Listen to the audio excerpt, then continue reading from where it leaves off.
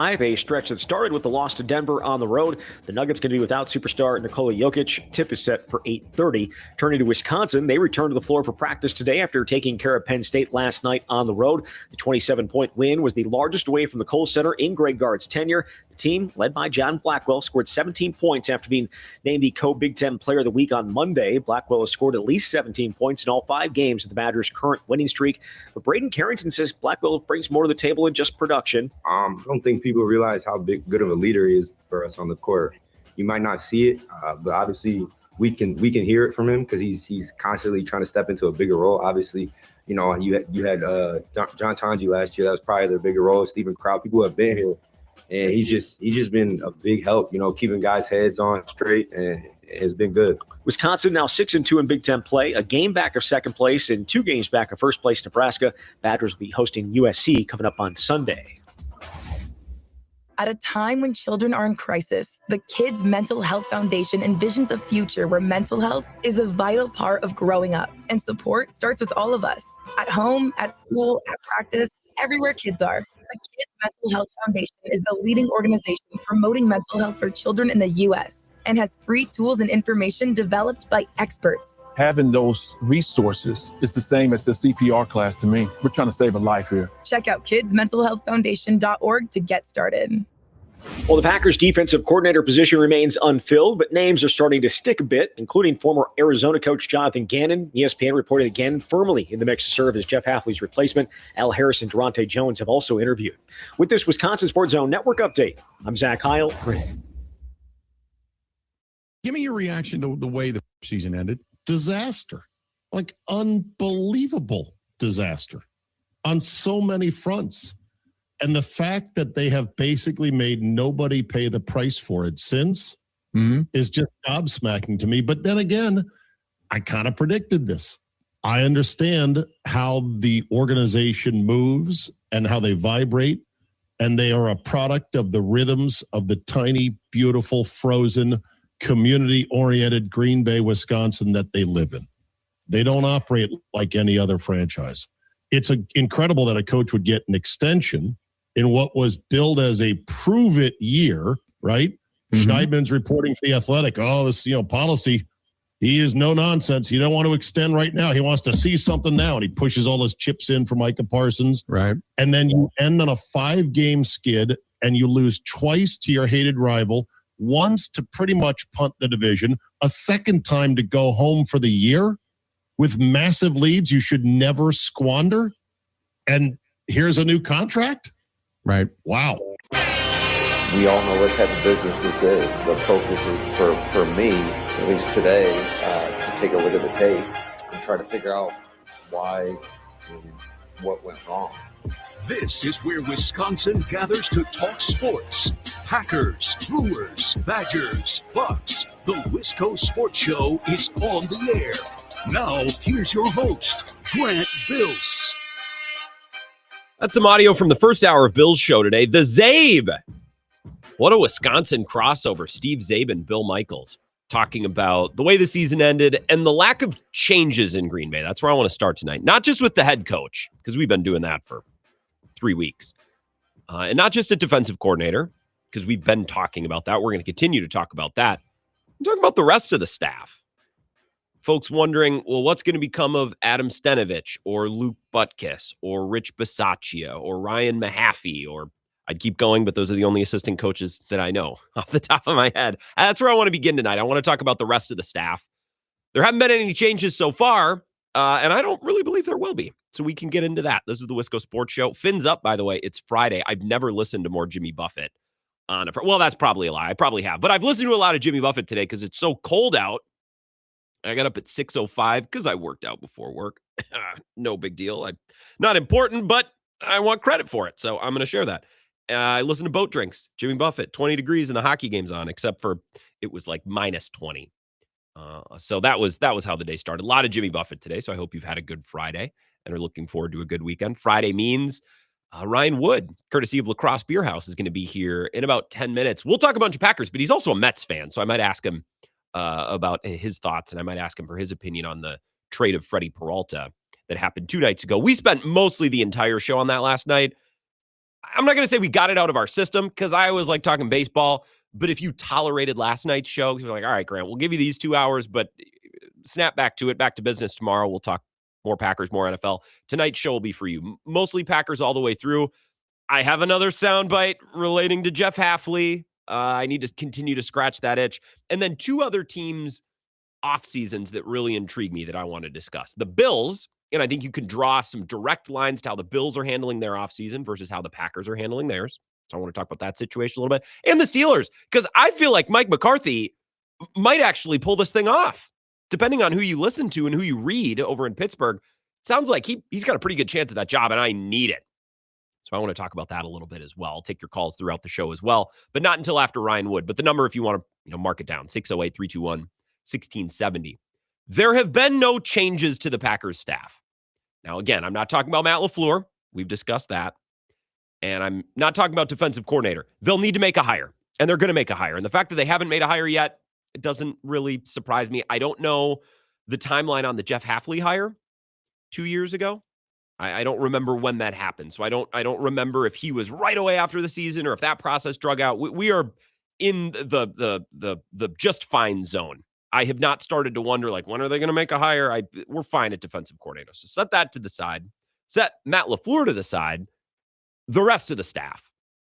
That's what I want to talk about to begin tonight's show. And a lot of people, as it became clear last week that it seemed like Matt LaFleur was going to be back. I heard a lot of this. I heard a lot of, oh, well, you can retain Matt LaFleur, but there need to be big-time changes to his staff. Well, Matt LaFleur can stay, but if he's going to stay, there really needs to be some upgrades. There really needs to be some changes. There needs to be some new voices, new perspective on that staff. Can't just run it back with Adam Stenavich as the OC or Luke Butkus as the O-line coach or Vrabel, I think, was the passing game coordinator. I think Mahaffey was the receivers coach. You got to make some change. Got to make some changes. Matt LaFleur can be back, but if he's back, you got to make some changes. And we haven't had any yet. And we've gotten lots of calls and texts to this network, mostly on Bill's show the last couple of days. Like, why haven't we heard anything about Rich Bisaccia? Why haven't we heard anything about Adam Stenavich or Luke Butkus? And my answer when I've heard those questions the last couple of days, and my point to begin tonight's show is, we haven't heard anything about Bisaccia or Stenavich because I don't think they're going anywhere. I don't think they're making wholesale changes on the staff. And here's why. Folks, they didn't just retain Matt LaFleur. They didn't just extend him on a prove-it deal or a pillow deal. They didn't say, well, we'll bring you back one more year, but we're going to revisit next offseason. They gave him the going rate.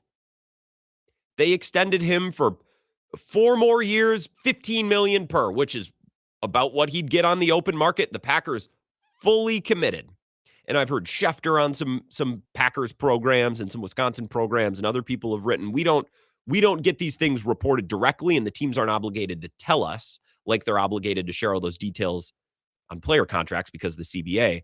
We get a decent idea of what coaches are making, and we kind of get a ballpark of who's making a lot and who's making a little and about how many years. We don't know exactly, but the gist of it has been the Packers gave him the full banana. 4 years, 12 or 15 million. They wrapped their arms around Matt LaFleur and said, you are our guy moving forward. So if the Packers said, Matt LaFleur, you're doing a bang up job. We want you to continue to be here. We're all in, man. Why would he feel the need to change anything? There's no pressure on him. He just got exactly what he wanted. Big time extension, full commitment, top of the market value. There was no, well, Matt, we'll extend you, but look, it's got to be on our terms. All right, we'll bring you back, but there better be some changes, better shape up. There's none of that. So if your boss called you in and said, hey, man, doing a great job, and we want to give you a big time raise, and we want to extend your contract, which I know there's not contracts and raises, but just very loosely think of this in the terms of your own job, which normally doesn't work. I don't know that it applies here, but I think it's fine to think about it this way. Your boss calls you in. We're going to give you a big raise. We're going to extend your contract. We think you're doing a great job, and we want you to remain here doing your thing for us at our company. You would shake your boss's hand and you'd go back to your office. Maybe you'd text your husband or your wife, "God, great day at work today. Got a big raise. Feeling great." Your next order of business would not be to sit down at your computer and say, "Okay, what do I got to change?" You know what I mean? Like, I got to shape up. What do I, let me look through my book of business. I better shape up. No. If your boss called you in and said, "You are our most valued employee. We want to give you a fat raise at the top of the market. We want to make you among the highest paid at your position. And we want you here for a long time." You would celebrate. You'd say, "Man, I'm doing great. I got the golden touch. All of my decisions and all of my my personnel choices, who I'm hiring, who I'm firing, who I'm assigning to what, I'm doing great." Your first thought after getting a fat extension and a big raise would not be to return to your office and say, "Oh boy, I got to look at everything. I got to examine everything. I need to make changes here and find improvements there." I'm not telling you that Matt LaFleur doesn't want to get better. I'm not telling you that he doesn't want to hire a great DC and continue to grow and to continue, getting better and winning more games and getting farther in the playoffs. I'm sure that. But why would he feel the need right now to fire anybody or replace anybody? Now, they might end up firing Rich Bisaccia, maybe. Maybe he steps away or maybe he retires, I don't know. But I'd bet against it. Why would Matt LaFleur fire his offensive coordinator? His boss just said, "You're doing a bang-up job." It's not typically the situation in which you say, "Man, I got to make some changes. I got to shape up around here." So for all the Packers fans who have been, participating on the midday show with Bill 10 to 2, or we didn't talk Packers yesterday, but it keeps coming up. Man, when are we going to hear about Stenavich? When are we going to hear about Bisaccia? I'm telling you, I don't think we're gonna. Why would we? The coach wasn't put on notice. The staff wasn't put on notice. Everyone got a gold star. We can agree whether or not that was right. We've talked about that for a month. We've talked about the Matt LaFleur thing and his contract for a month. He got a fat raise and a big gold star from his boss, a big-time extension. Why would he feel the need to start firing guys or making changes? All of the work and everything that he's done, his process was just affirmed. So maybe they bring in a different here or there, a consultant or a position, maybe, but for those of you who came into this offseason ready to accept a Matt LaFleur extension only on the premise that he makes big-time changes, I'm telling you, I think you're going to be disappointed. And it's the first question I'm going to ask to Ryan Wood when he joins us after this break. So I could be wrong. He could tell me, "Well, Grant, actually, they're in discussions with these coaches, and they're always examining, and he's always looking to make changes." Maybe. Okay. Ryan would know better than I. I'm just looking at the 10,000-foot view of it all. Why would Matt LaFleur feel the need to do any of that? You know what I mean? If you were told, "You're doing a great job, we want you here, here's a fat raise," I'm saying, hell yeah. I'm going to keep doing exactly what I've been doing. Why would I change anything? That's human nature. Not just in coaching, but in life, in your job, in your marriage, not to call a coward, in your marriage. But it is human nature. If your process is affirmed, you're not going to change your process. So I would expect Stenavich back. I would expect Bisaccia back. And I'm actually not bent out of shape about Bisaccia. I've said, folks, going back to Ron Zook and Sean Slocum and Sean Menenga and Maurice Drayton, and I'm sure there's one I'm missing. Like, I don't think all of these special teams coordinators are morons. I think the organization needs to figure out special teams. So if they blow out Rich Bisaccia and bring in another guy, I'm going to expect the same product until they figure out things. Now, Adam Stenavich in the offense, I think the offense was pretty good this year. You look at the O-line and say, "Well, the O-line wasn't good enough." Yeah, it's because I think Elton Jenkins didn't do the work he needed to do to play center, and then he got hurt. And Rasheed Walker had an awful year. And Jordan Morgan was asked to play guard, and Sean Ryan switched positions, and Zach Tom was hurt. All of those details mixed with Matt LaFleur's extension does not give me the sense of you need to fire the OC or you need to fire the O-line coach. I thought Christian Watson had a banger of a year. Romeo Doubs did. I thought Tucker Kraft before he got hurt was excellent. So why are we wide receiver coaches, tight end coach? Why are we looking at blowing any of these people out? Again, especially because the guy in charge of it all was just affirmed. So maybe Bisaccia, although I'd be surprised. And I'm going to sit here and say they need to get better on special teams, but I don't think replacing the special teams coordinator is paramount in that process. I think the organization needs to figure some things out. So again, Matt LaFleur's back. They will have to hire a new DC. But other than that, Packers fans, I wouldn't refresh Twitter over and over again these next couple of days and into next week waiting for big-time staff changes. It wouldn't make sense to me based on what has happened and the way this season went. But we'll start there with Ryan Wood on the other side. Maybe he will educate me. Maybe he will correct me. He'll join us on the other side, PackersNews.com. Thanks to Lacrosse Beer House. He'll join us to talk Packers next. This is the Wisco Sports Show with Grant Bills on the Wisconsin Sports Zone Radio Network.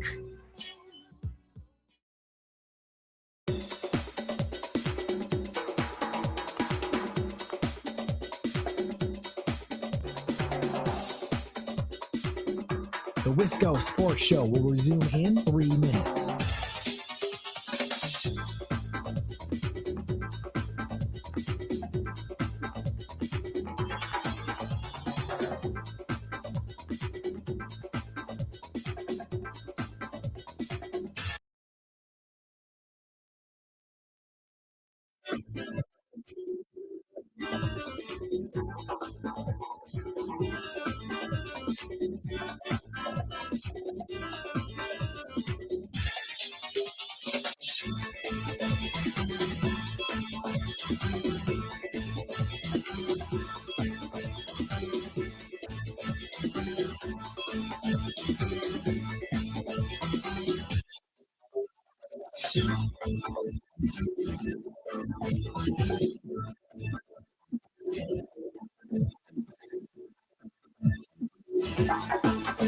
The Wisco Sports Show will resume in 2 minutes.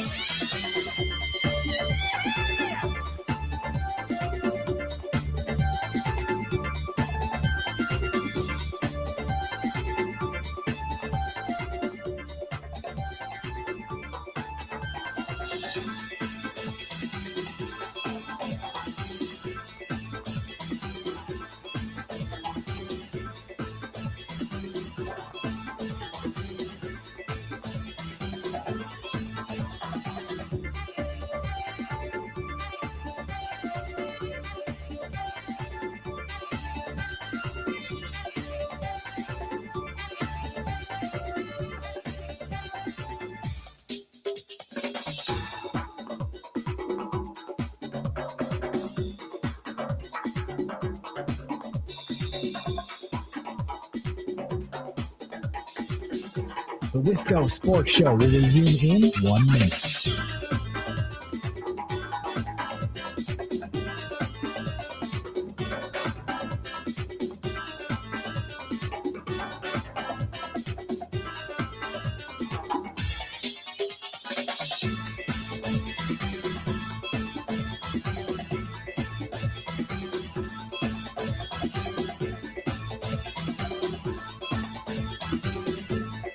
The Wisco Sports Show will resume in 30 seconds.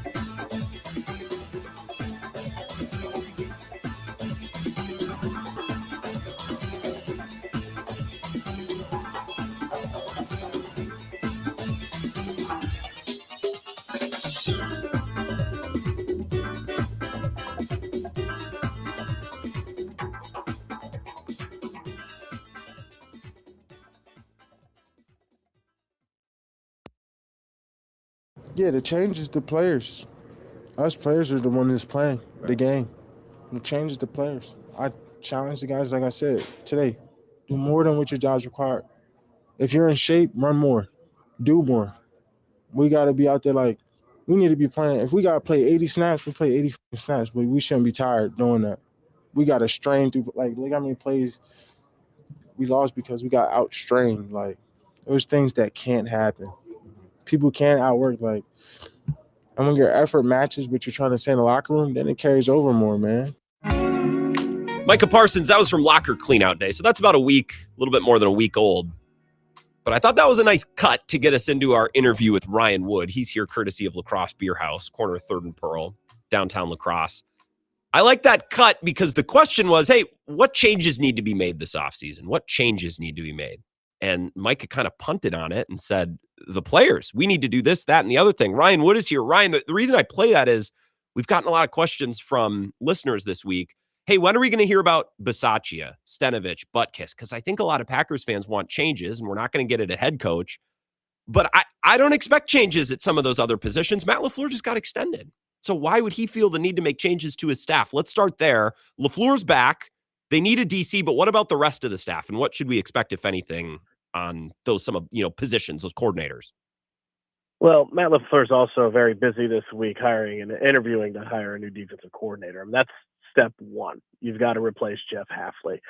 So just because Luke Buckus still has a job and Rich Bisaccia hasn't been ushered into retirement yet, I don't think that means it won't happen. Okay. I think we're still early in that process, but we'll see. I mean, if it gets 10 days from now and it still looks like this, then okay, at that point something might be more stagnant than we thought. But I think they're still early in the process. You got to find a new defense coordinator. That is priority 1, 2, and 3. Do you think there will be changes elsewhere on the staff?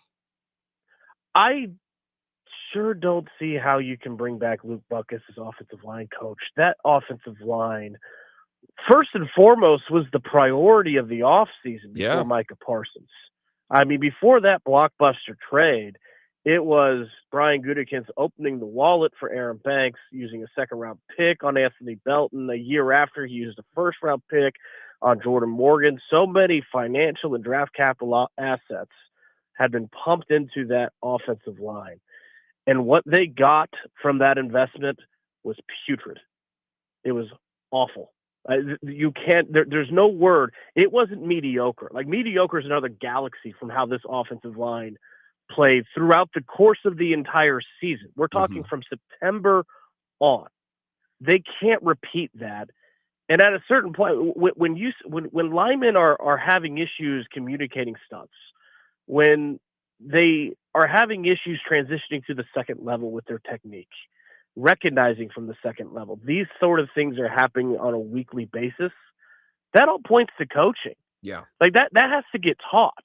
It's not a talent thing. You paid money, you put in draft capital for talent on that offensive line. But if it's not taught right, it looks a lot like it does on film for the 2025 Packers season. So that's the place that I point where there's got to be a change there. But that's even bigger than Rich Bisaccia.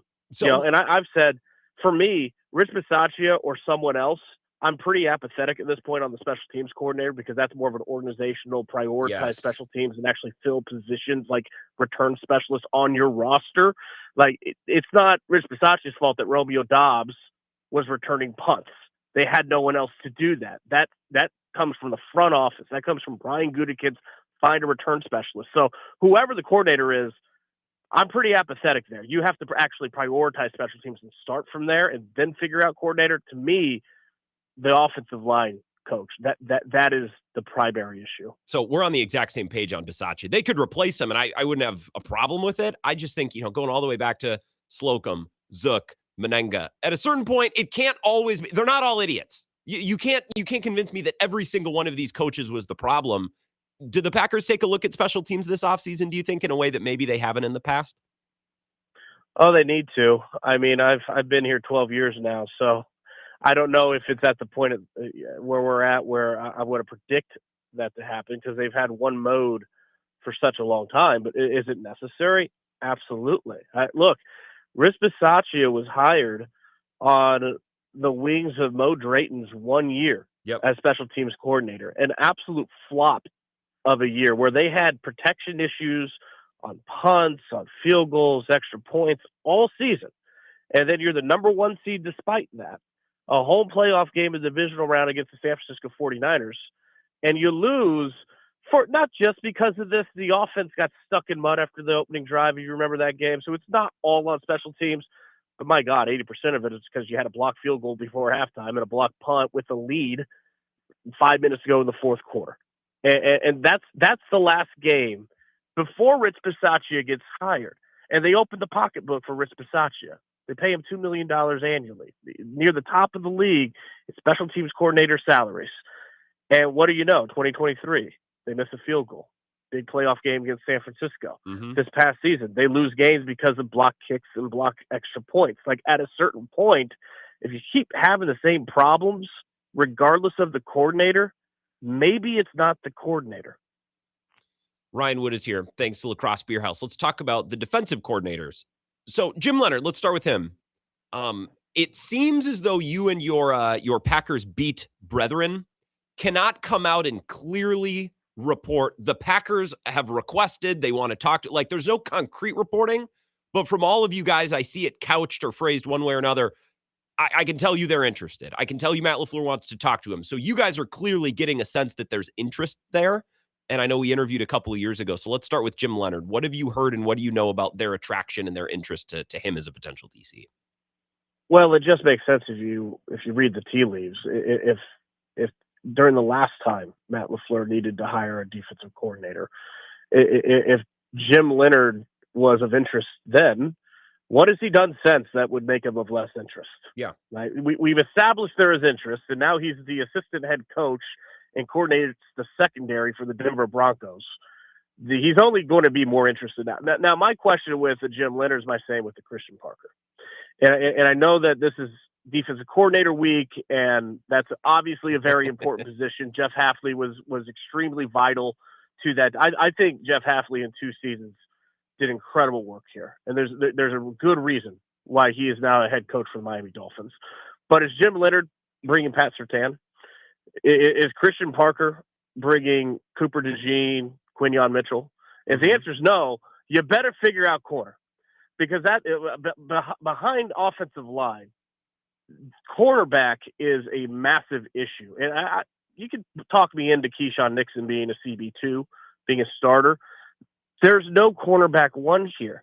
The Eagles with Christian Parker, the Broncos with Jim Leonard, they have cornerback one covered. They've got to find a lot of cornerback help, regardless of who coordinator is, because you got Micah Parsons in that pass rush. You can't be leaky on the perimeters, or you can't be leaky in the secondary the way that they are.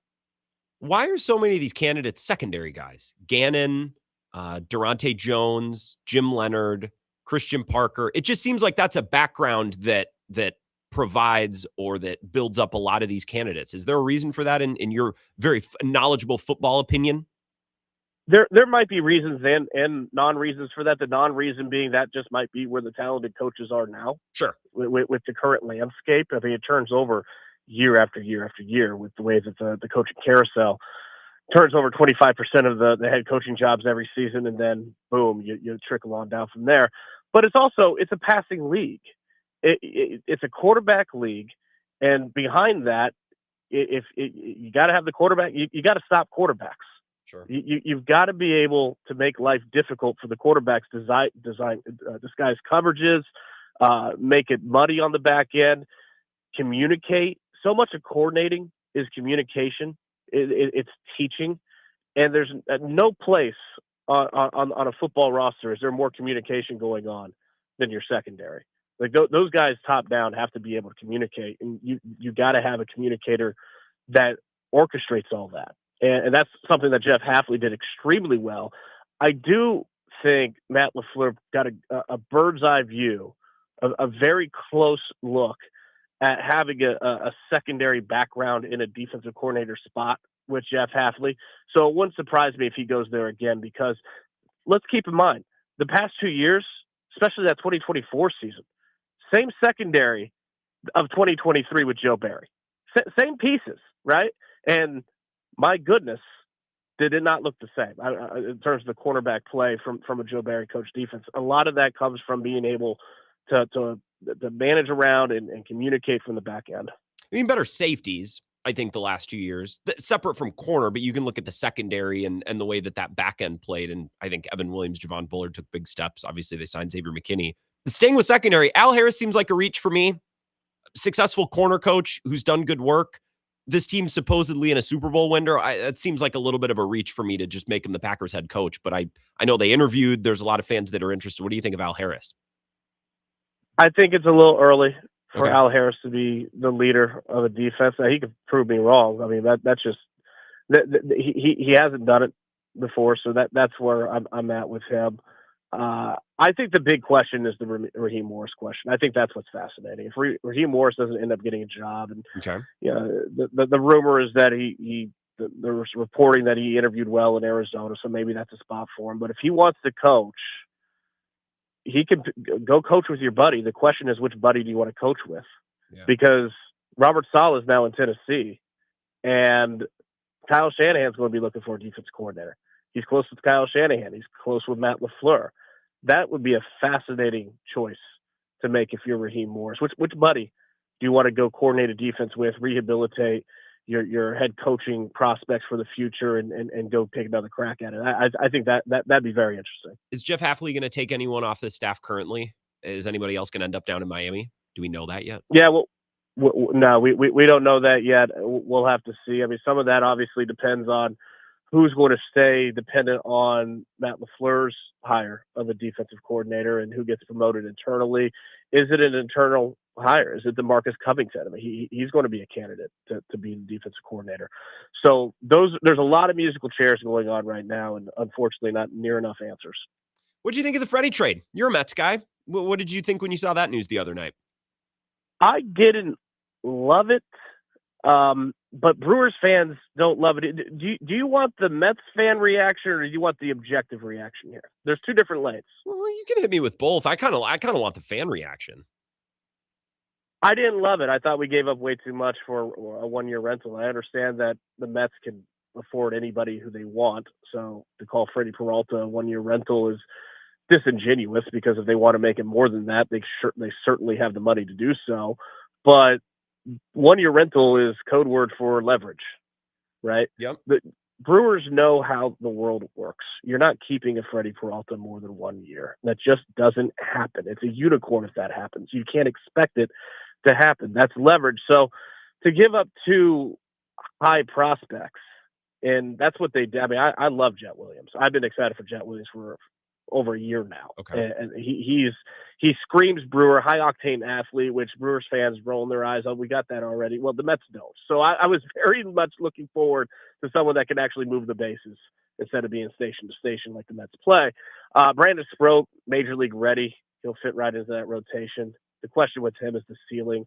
I don't know what the ceiling is, but I know, boy, that's a lot of control for a young pitcher. And if he gets just a little bit better, you're looking at a really good piece for your rotation. I thought we gave up a lot, but you know what? Brewers fans are like, oh, God, Freddie Peralta. And I understand what he meant to that rotation last year. If both sides are a bit salty, it probably means it probably indicates an even value trade, right? Yeah. It probably, that's kind of a win-win. It's pretty fair value. So that's my objective take. But to me, I think the Mets gave up a lot for a guy who borderline ace, but had never really been that before last year. I feel like the Mets kind of bought a little high there. Sure. Well, and they have here's the thing. If they don't want to extend Freddie, they could just go sign another stud pitcher in the offseason. Derek Skubal. Yeah, exactly. So the Brewers are a smaller market team. If you acquire that guy, you got to pay him.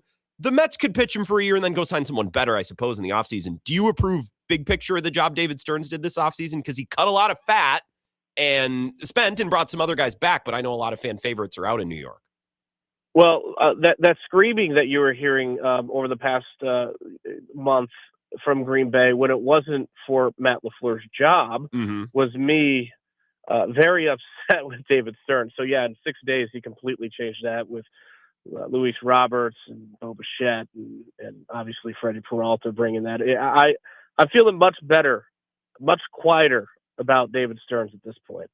And lastly, on the way out the door, if you had to pick a name right now, if you had to guess who would be the Packers defensive coordinator, who would you bet on? My eyes, first and foremost, are going to be on Raheem Morris. Okay. I think it starts there.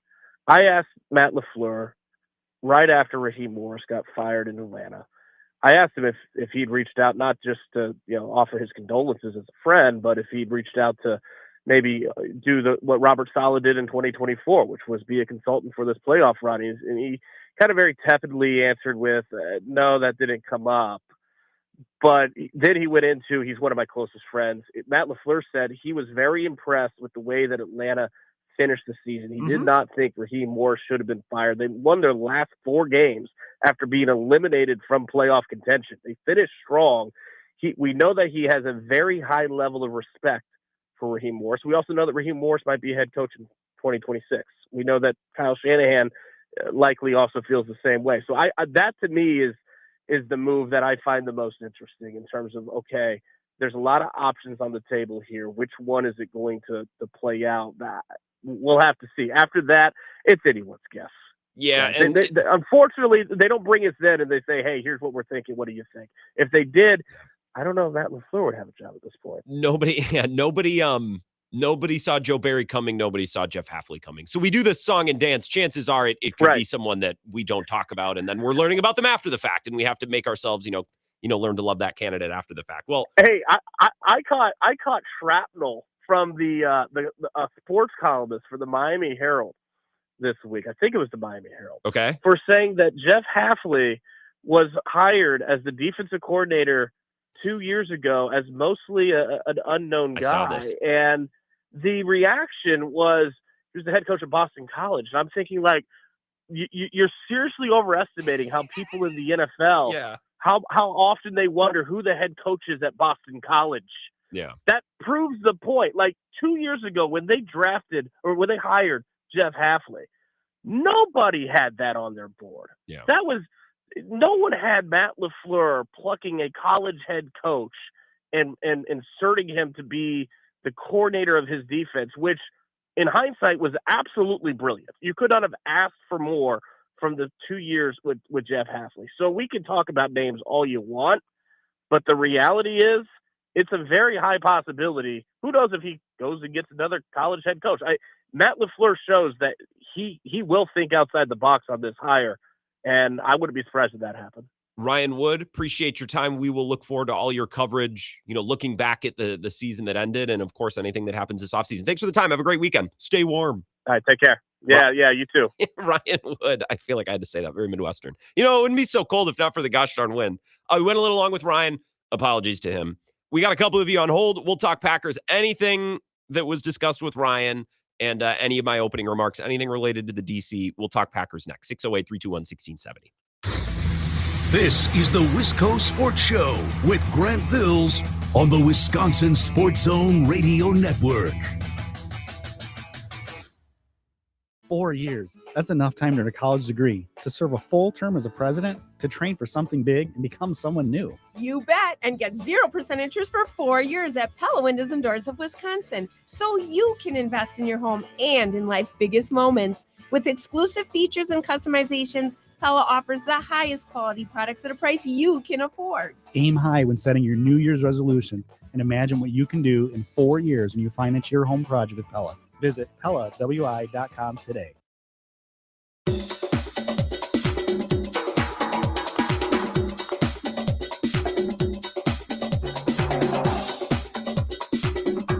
The Wisco Sports Show will resume in 5 minutes.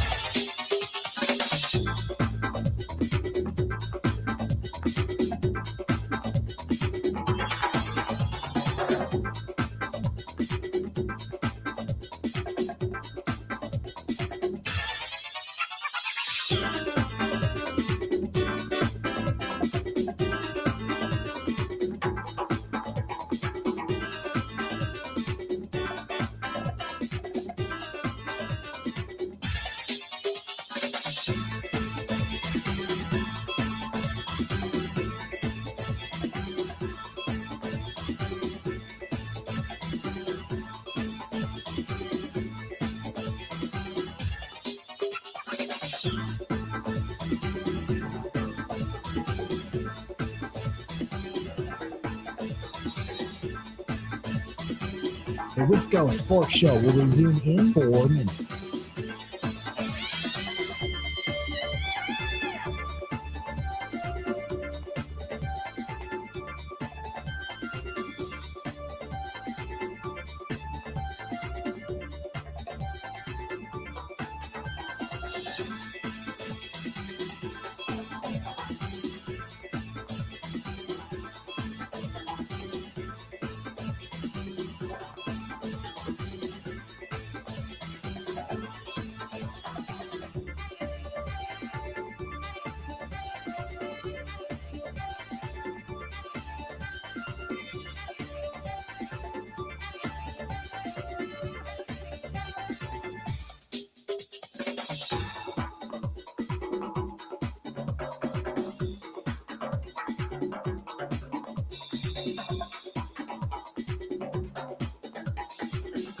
The Wisco Sports Show will resume in 3 minutes.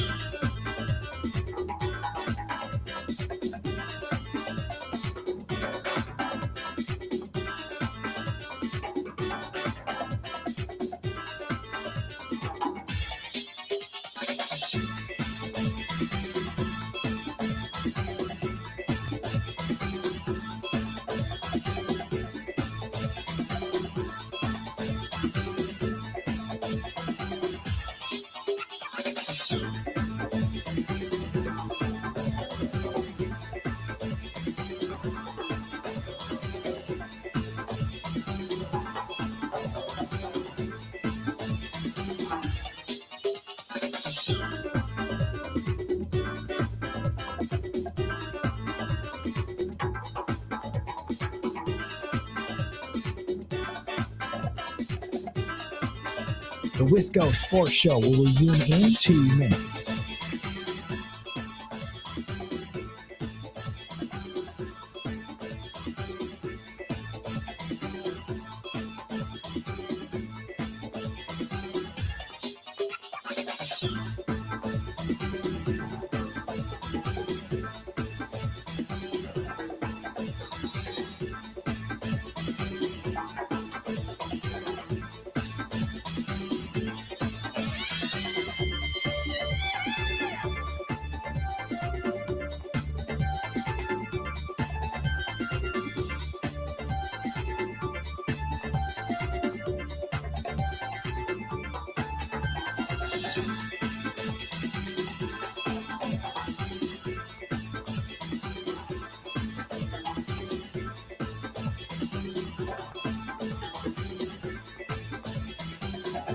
The Wisco Sports Show will resume in 1 minute.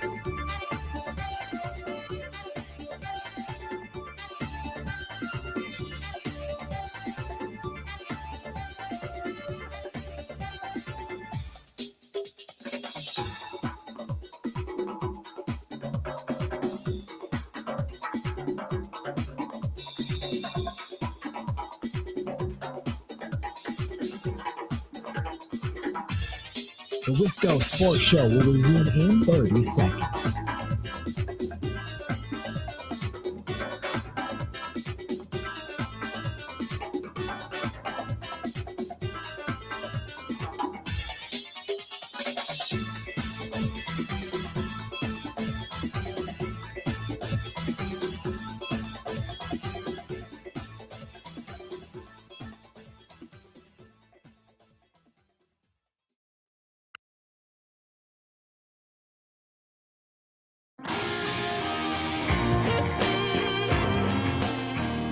Welcome back. Appreciate Ryan Wood and his time. Lacrosse Beer House sponsors his appearance every Friday. Corner 3rd and Pearl, downtown Lacrosse. Bundle up, get down there, be safe. Good place to enjoy a nice warm fish fry tonight, nice warm pretzel, and a nice cold beer. I mean, the yin and the yang, very important. Appreciate. Look forward to talking to him every Friday. Look forward to talking to you guys. 608-321-1670 is the number. Right to your phone calls as promised. Wisco Sports Show. Who's this? Grant, this is Thomas. Hey, Thomas, what's up? How's My lacrosse? goodness, it's been a minute. It has. Cold. It's frigid, man. You're telling me we're in the middle of I don't know what to call it. I think I saw Bill Grell post on Facebook that it got as low this morning as negative 46, I want to say, here in Lacrosse. Yeah. Just outrageous. I'm just going to stay inside for that. That's exactly what I've been doing, man. I'm just finishing up some coursework for our J-term class, man, and enjoying the show as always, brother man. And great interview, by the way, of Ryan Wood. And that's actually kind of what I want to talk about too. But if I get a little time here, I want to sneak in 2 other things, but I know we got jammed phone lines. So I respect what Ryan Wood said about Raheem Morris. Okay. Right? Completely understand. However, I want to see the Packers find somebody that can really make those in-game adjustments and bring more of an aggressive identity, which I'm not discounting against Raheem Morris at all. But again, we just, the biggest thing, and I could definitely see the Packers going after Raheem Morris, no question at all. But for me personally, as a lifelong Packers fan, I'm tired of seeing this team. And Grant, we obviously saw it in the Bears Packers game, and we heard it on the Green and Gold post game show with Bill Michaels. The disappointment and the frustrations of seeing this team. You saw a great Jeff Hafley-led first half with the Packers absolutely dominating, looking and firing on all cylinders. But this second half, you saw a complete switch. And again, with this new DC that we bring in, we need to have a complete 4 quarters of dominant defense.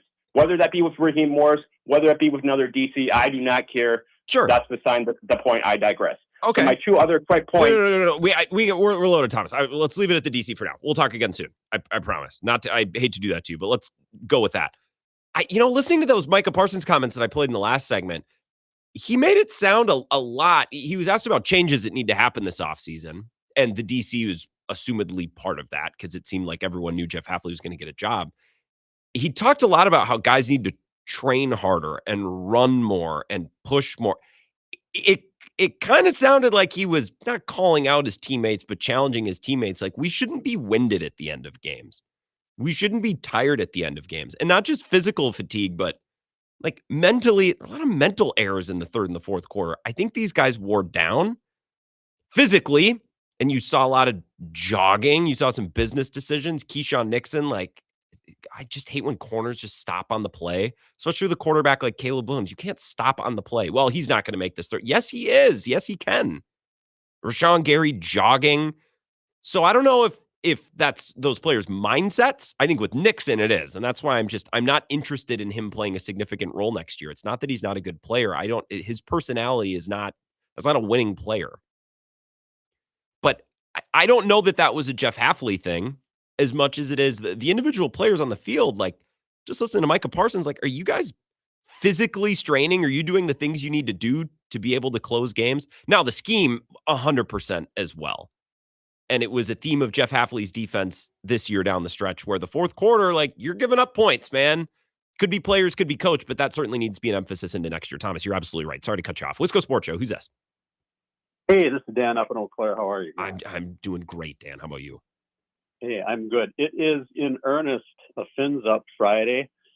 Tomorrow afternoon at 1:48, I'll be landing in Key West. Oh, excellent. I'll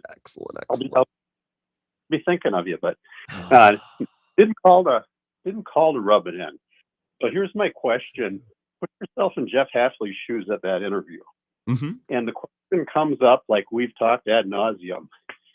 Jeff, that Bear game. Could see real early they were going to go to the tight end. What adjustments did you make, if any, and why didn't they work? What did Jeff say? Yeah, I wonder. And I wonder how much of it was, this guy was hurt, that guy was hurt. The final touchdown, I think that Loveland scored. I think it was Loveland. I think it was Nick Neiman who was covering him because Edgerrin Cooper was hurt. So I don't know. When you're talking with a head coach, do you get that schematic? Do you get into nuts and bolts? With a defensive coordinator, I should hope so. But I think maybe with Jeff Hafley, they're talking more big picture. You're building a program, right? So I doubt they got that into the weeds, but I'd be interested to hear how he would answer that question. Why does your defense implode in the fourth quarter down the stretch in the final month of the year? Consistently, exactly. Every week. And look, and I appreciate the call and enjoy Key West. Go out on Caroline Street and just do all of the things. Living my dream. Enjoy it, Dan. Thanks for listening up in Eau Claire. It's a great time to go to Key West. I think that there are lots of NFL games where the offense just has to do the job, man. The game is skewed towards the offense. You can't expect your defense to pitch a shutout. And if your defense gives you 3 quarters and then they get gassed, or your defense gives you 3 quarters and then the other offense gets hot, sometimes there's not much you can do. So when the Packers have a 10-point lead in the fourth quarter, a 21-3 lead at half, I'm not blaming the defense for those losses. I'm blaming more of the offense, the execution, and the special teams. But it is a really weird trend, and it's a trend where if I was hiring a defensive guy, I'd be like, why does your defense... So you're great in the first quarter, great in the second quarter, third quarter's good, and then fourth quarter, whoa, how many? 17 points? 24 points? And then into overtime, you can't get a stop either. That would certainly be something that I would look at. I wonder how nuts and bolts they got into it down in Miami because they're hiring a head coach to rebuild a program and to set a culture and to do those things, I would kind of be shocked if that stuff came up, but who knows? I don't know what's discussed in those interviews. Appreciate the call, Dan. One more here. Wisco Sports Show. Who's this? Hello? Hello? All right. Never mind. Call me back. Sorry if you're on mute or something. Line 1, Wisco Sports Show. Who's this? This is Louie in Eau Claire. Hey, what's up, Louie? Hey, Grant. Thanks for taking my call. On this whole defensive coordinator search stuff, so I think for the most part, Brian Flores is considered to be kind of the elite defensive coordinator in the league right now. He may still get a head coaching job. He's kind of considered to be the top guy. Would you agree with that? Yeah, I think he's the gold standard if you want someone to just call a defense. Yeah. Now, he's a really sharp guy. He spent time in New England. He knows the schemes. He comes up with these exotic blitzes and that sort of thing. To me, it seems like a lot of his success is, frankly, just from his kind of kick-ass attitude. That guy cares so little that he sues the league that it employs him for a very handsome amount of money. It's pretty easy to see him getting blackballed. So that's kind of his general demeanor, and I mean that in a good complimentary way. I think the Packers need somebody who's going to kind of upset the apple cart a little bit. And whether it's Jonathan Gannon, I don't know. I don't know if he's going to do that. I really like Jim Leonard. I don't know if he's going to do that. I think the Packers need to mix here a little bit of the schematic stuff with kind of an overall attitude adjustment. When you see what the Buccaneers did when they had Tom Brady with Levante David, those kind of guys, they just kind of need to have more of a screw it attitude. You know what? Doesn't matter what defense we got called. We're going to make something happen here. I don't ever sense that from the Packers, and haven't really for a really long time. I kind of wish they would go somewhere along the lines or find somebody who brings a little bit more of a screw it demeanor. Yeah. We're gonna go hit someone. We're gonna go pop someone. Louis, that's a great call. Appreciate it. It's funny that you mentioned Brian Flores because there was a clip going around today, and I didn't cut it, but you can go look it up if you want, of Mike Pettin doing an interview. He left Minnesota staff, and he was asked about Brian Flores, and he's like, there's some things that I would love to say, but I'm not gonna. I'm gonna take the high road. I think Brian Flores rubbed some people the wrong way. I don't know that that's correlated to his success and his defensive attitude, or maybe he's just a prick and he happens to also be a great defensive coordinator. But I'm with you. Like, need a little discipline, need some hard ass. That's why I did Pack-A-Day with him and Perry last night. By the way, I thought it was an excellent episode. I think it's worth a listen. Pack-A-Day podcast with Andy Herman, Perry Goldstein, out today wherever you get your podcast. I had a good time. I think there's some good stuff in there. Andy said, what about Jim Schwartz? And I said, Andy, that's the kind of guy that would bring some edge, bring some nasty in a way that some of these other guys like Jeff Hafley, I don't know that there's nasty there. I'm not saying he's a bad coach, but I need someone with a little edge, a little nasty. Someone called Bill's show earlier today and said, remember Kevin Green, what he added? A position coach, sure, but need a little bit of that.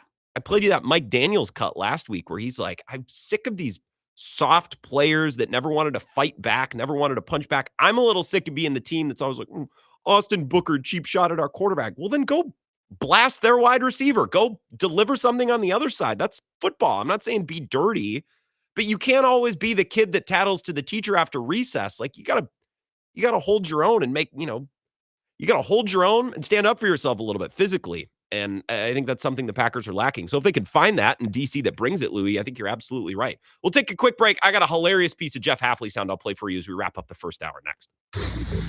This is the Wisco Sports Show with Grant Bills on the Wisconsin Sports Zone Radio Network.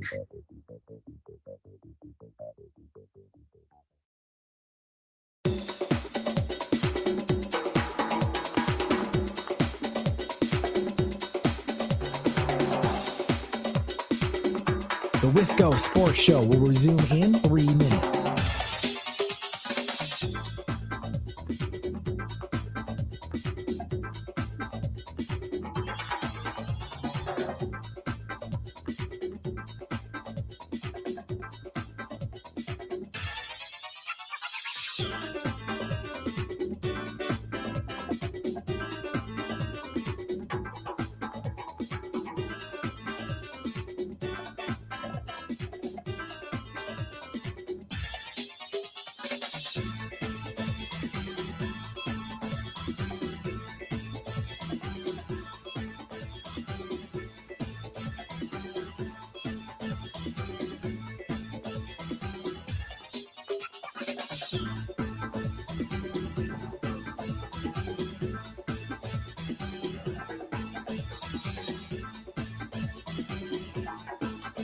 The Wisco Sports Show will resume in 2 minutes.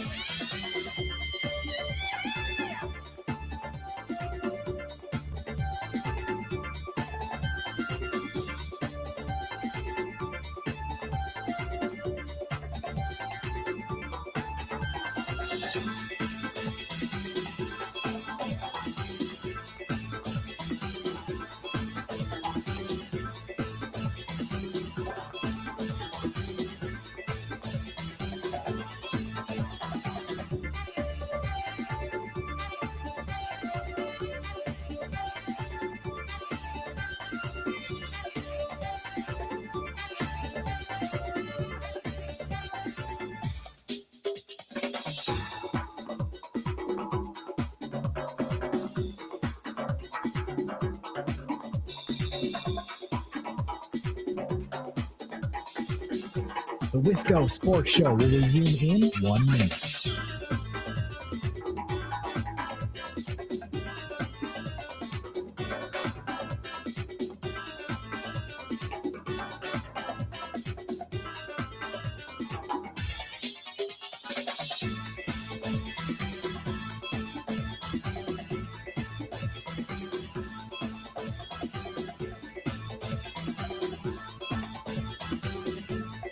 The Wisco Sports Show will resume in 30 seconds.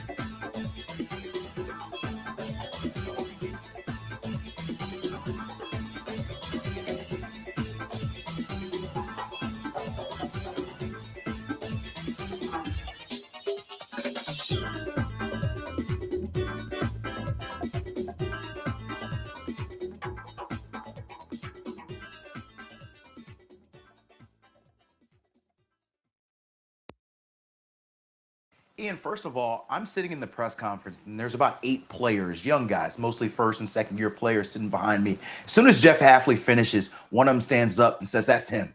That's the right guy." And I told Hafley that when we had a one-on-one later. He got so excited. And look, we don't know. He's 0-0. But the fact that he sounded like he's got control, he's got the leadership, he's got the coaching moxie that these guys can say that from a 30-minute press conference, I think says something. And it says something about the direction of the Dolphins. This has been a team that kind of has done half measures of late for the last decade or two. They're trying something new, and they've got a duo here, and a Green Bay duo, and Jeff Hafley and John Eric Sullivan that are going to help do that. He brings a lot of passion and energy there. I saw it in the presser when I got a chance to meet him. I felt it too. And one thing he really said stood out. He talked about how he learned how to hold guys accountable to a heavy level, and it doesn't matter who they are. That's something that the Dolphins really, really value, the person that can, whether you're the star or whether you're the last man on the roster, lead them. He told me stories about how he worked with Micah Parsons and Rondé Barber and Darrelle Revis to be able to get them to see how they could still get better at the top stage of their career. And that's what they're going to need going forward. Unbelievable sound. That's Cameron Wolf, NFL Network. If I were to write a recurring NFL skit on SNL, which I know this is they would never do this, but I'm saying, like, in our little world, if we were to do a skit segment and I were to do a recurring skit about Jeff Hafley winning press conferences, that's what I would write. That almost sounds scripted. I'm sitting here laughing. One of them stands up and says, "That's him. That's the right guy." That's him. He stands up. That's him. That's the guy. It's incredible. This man is undefeated in press conferences. And I'm not hating. I hope he does a great job. I hope it works out for him in Miami. It'd be a cool story. That's just crazy, man. One of them stands up and says, "That's him. That's the right guy." That's him. It's just so good. I'm going to continue to scratch this itch. People reacting to Jeff Hafley pressers. It's great. And he told me about coaching Micah Parsons and Darrelle Revis and how he helped them get better. Man, they're Darrelle Revis and Micah Parsons. Like, no wonder he had success. They're some of the greatest players of this generation. All right. I just had to scratch that itch. Sorry. Hour number 2. We'll get back to your Packers calls right after this. 2-minute update from Zach.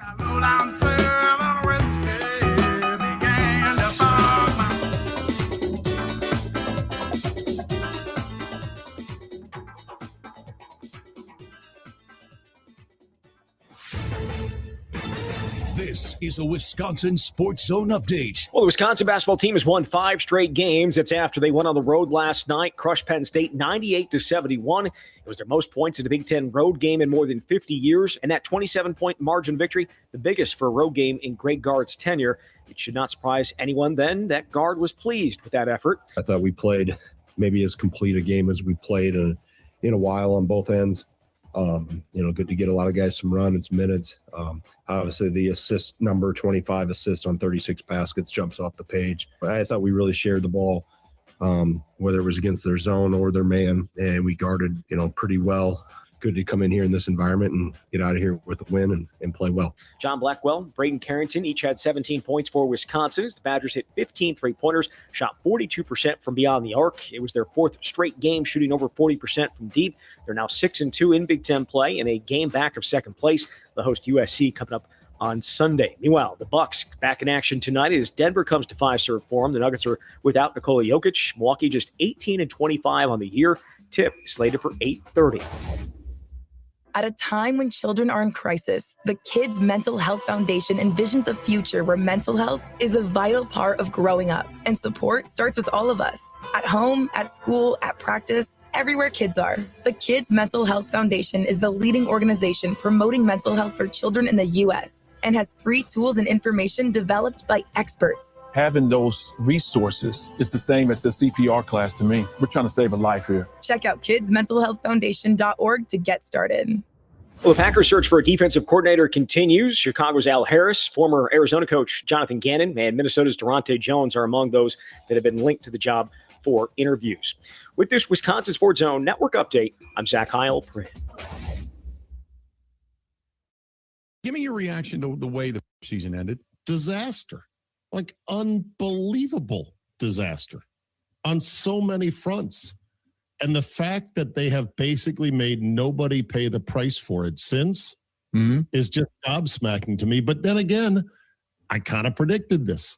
I understand how the organization moves and how they vibrate, and they are a product of the rhythms of the tiny, beautiful, frozen, community-oriented Green Bay, Wisconsin that they live in. They don't operate like any other franchise. It's incredible that a coach would get an extension in what was billed as a prove-it year, right? Schneidman's reporting for The Athletic, this policy, he is no nonsense. He don't want to extend right now. He wants to see something now, and he pushes all his chips in for Micah Parsons. Right. And then you end on a 5-game skid, and you lose twice to your hated rival, once to pretty much punt the division, a second time to go home for the year with massive leads you should never squander. And here's a new contract? Right. Wow. We all know what type of business this is. The focus is for me, at least today, to take a look at the tape and try to figure out why and what went wrong. This is where Wisconsin gathers to talk sports. Packers, Brewers, Badgers, Bucks. The Wisco Sports Show is on the air. Now, here's your host, Grant Bills. Hour number 2, continue to talk Packers. My opening take back at 4 o'clock just to do a hard reset. I don't expect big-time changes to Matt LaFleur's staff. We've had a lot of comments and texts and calls, and I use Bill's show as a good gauge just because it's 4 hours. There's a lot more coming in, and we take a lot of calls, but I just watch Bill's live stream all day, and I tell you what, that's just a highway of information, as Ebo would say. So I'm just, keeping an eye on that. I'm looking at the text line, the emails that Bill engages with. And it's a lot of, hey, when will we hear about the staff? When are we going to hear about Rich Bisaccia? When are we going to hear about Adam Stenavich or Luke Buckus or other members of the Packers staff? Because I think a lot of Packers fans say, okay, we'll take Matt LaFleur back, fine, but there need to be changes. Going to be a new sheriff in town. Well, the same sheriff in town, but the deputies have to change, right? I guess to stick with that analogy. And I don't think we've heard about Rich Bisaccia or Butkus or Stenavich because I don't think there are going to be big changes. I don't expect big changes. Why would there be? Matt LaFleur was just given a fat extension, a lot more money. Said, you're doing a great job, Matt. We want you to keep doing a job. So why would he then go back to his office and say, oh boy, I gotta make some changes? If I was Matt LaFleur, I'd feel the opposite. the job that he's done, the staff that he's assembled, was just affirmed by his boss. He's now among the top paid coaches in the NFL, just got a brand new extension. So I don't think now Ryan Wood made a compelling case for Luke Butkus and a change on the O-line. And all right, he made some great points. Maybe I'll go back and cut that sound. I'll replay it towards the end of the show for those who missed. But I don't think the special teams is Rich Bisaccia problem. At a certain point, you can't just keep firing special teams coordinators and expect it to improve. The organization needs to figure that out. And as far as Adam Stenavich goes, the OC, their offense was good this year. Jordan Love just had a career year. He was great. So I don't expect big-time changes to the staff. Now, the DC, of course, they're going to have to hire one. So that will bring changes. But as far as the rest of the thing, I don't expect much. And I guess only time will tell. All right, back to your phone call. 608-321-1670, Wisco Sports Show. Who's this? The dog who caught its tail. Grant, how we doing? Vagabond John, did you hear Ryan Wood's appearance? I heard Ryan Wood's appearance. I listened to Pack a Day in full. I am locked and loaded, Grant, and I won't even mention muzzles today. Okay, So- I don't even need to go down muzzle territory. There was a comment that Ryan Wood made today, and I'm like, oh god, Yep, Vagabond. we will address all that right. in its entirety. But let me get started with this, Grant. It's a great day to think about as athletes getting introduced to the Dolphins fan base, right? Do you remember the first impression we had of Jeff Hafley when he was hired for Green Bay? My first impression was listening to you and Ben Kenny talk about how this is just a maneuver to avoid being fired at Boston College. That's what I remember my first Jeff Hafley moment. I mean himself, growing into his role as he's getting started. Of course, our first impression was, man, this dude absolutely kicks ass at the podium, right? To play into the bit. The second impression was in OTAs when he's out there with the players. Do you remember all of the dialogue on how excited the veterans were that finally they have somebody relaxed who can relate to the players, giving veterans all these days off on defense? Do you remember all that dialogue? I do, I guess, yeah. I think it's fascinating to play that dialogue in your mind when you're listening to Micah Parsons talk about this team down the stretch. I think that's a fascinating note. And as a guy who's going to go set the culture and build a program, good luck, Miami. Jealous of your weather, not jealous of your head coach. A couple things, Grant, and this is just 1 minute just to talk directly to the audience of the Wisco Sports Show, right? Sure, yeah, you go might ahead. You might think I'm an absolute moron, a lunatic, for all of the calls I've called into Grant talking about Joe Barry during his tenure. Yeah. You might be 100% right, okay? But, I don't think he was the primary factor of Green Bay's, failures during that time. And in the playoffs, in the In- biggest games, which is what matters to me. Well, we could go regular season down the list. We can talk about the Atlanta game where the offense didn't pick up a single first down. We can talk about the Danny DeVito game where the offense couldn't pick up a first down, right? Yep. Same trend we've seen. And if you thought Joe Barry's the primary problem, congratulations. You got exactly what you wanted the last 2 years. Hey, we even throw in a first-round wide receiver. We'll even throw in big-time free agents in Xavier McKinney and Josh Jacobs. You, my friend, are the dog who caught its tail. And that's why Packer fans are feeling a little weird today. What's next?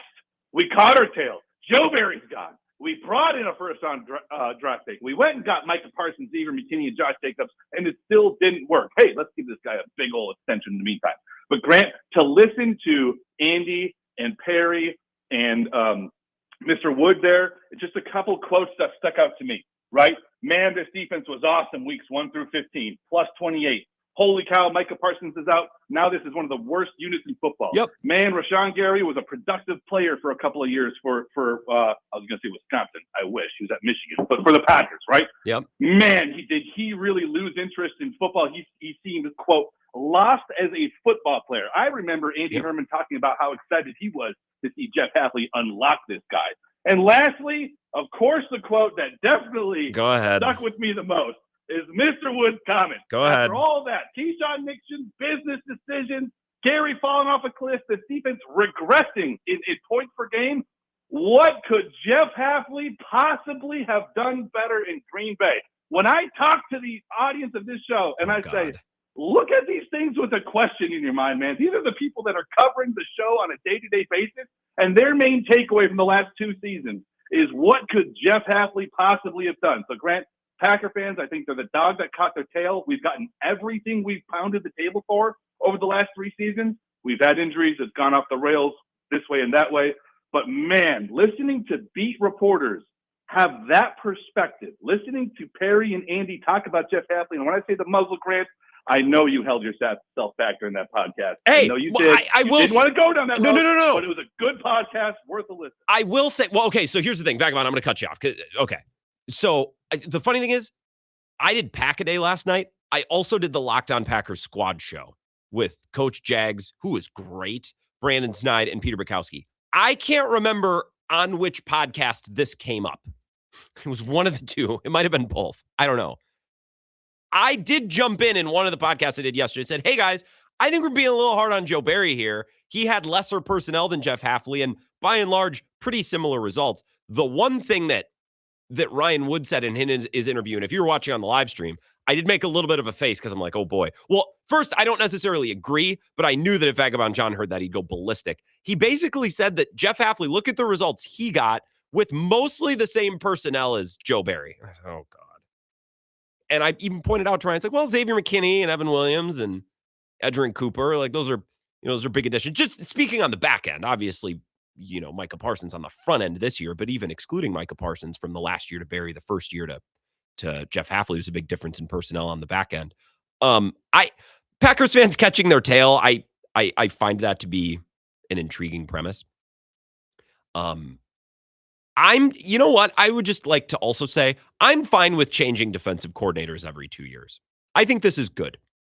I think they should either get fired or they should move on after 2 years for the sake of the talk show and the talk show only. Based on the conversations that we have about these guys and the way we compare one defensive coordinator to the previous, this guy to whoever will come next, we'll compare him to Jeff Hafley. I just think it's good for the discourse. I think it's good for the talk show. So if we could replace defensive coordinator every 2 years, I think this is good. I think this is healthy. We're able to judge certain players, certain schemes, certain coordinators against each other. I think it's good. I think Vagabond John's Joe Barry discourse, which I don't like that it's like it becomes a thing on the show. He takes over the show, but I get a kick out of the content. I think he's in a lot of ways been proven right. And I am interested when I listen to, Pack-A-Day, Locked On Packers, or even just listening to Ryan, where I'm like, I know that we say that Joe Barry was awful and Jeff Hafley fixed it all. I know we say that, and I know everyone says it and it's accepted. I don't think it's accurate, but everyone just says it anyways. So I will allow Vagabond John to scratch that itch today, because I did when Ryan was talking, like, oh boy, if Vagabond John hears that, he's going to blow his lid. And he did. So we got that out of the way with plenty of show left. 608-321-1670. Wisco Sports Show. Who's this? Grant, it's Coyote Mike. Hey, Coyote Mike. What's going on? It's not as cold out in Colorado, is it? It's like 10 degrees here. So cloudy, kind of. I walked out to my car yesterday morning, expected to be in pain, and I'm like, oh, it's not too bad. And I got my car and it was 10. I'm like, oh no, it's pretty cold. It's just, my frame of reference has been a little tilted. Well, after 15 below, I don't know if it makes much difference anymore, That's true, yeah. Well, we know it wouldn't be so cold if not for the gosh darn wind. We also need to remember that. Yeah, the coldest I've ever been has been 45 below when I was working up the oil wells up in around Buffalo, Wyoming. One January, so that was quite the experience. Well, when the show gets slow, I'm going to need a story about that. Not today, because we got Packers things to discuss, but work up a good story about working rigs in Buffalo, Wyoming for a future call. Oh, yeah. Okay. Just put that in the back of your mind. I would love to hear about that. But continue. What were you going to talk about? Okay, so Grant, I'm going to have to do novenas once a month here. Okay. With all this negative talk about the Packers.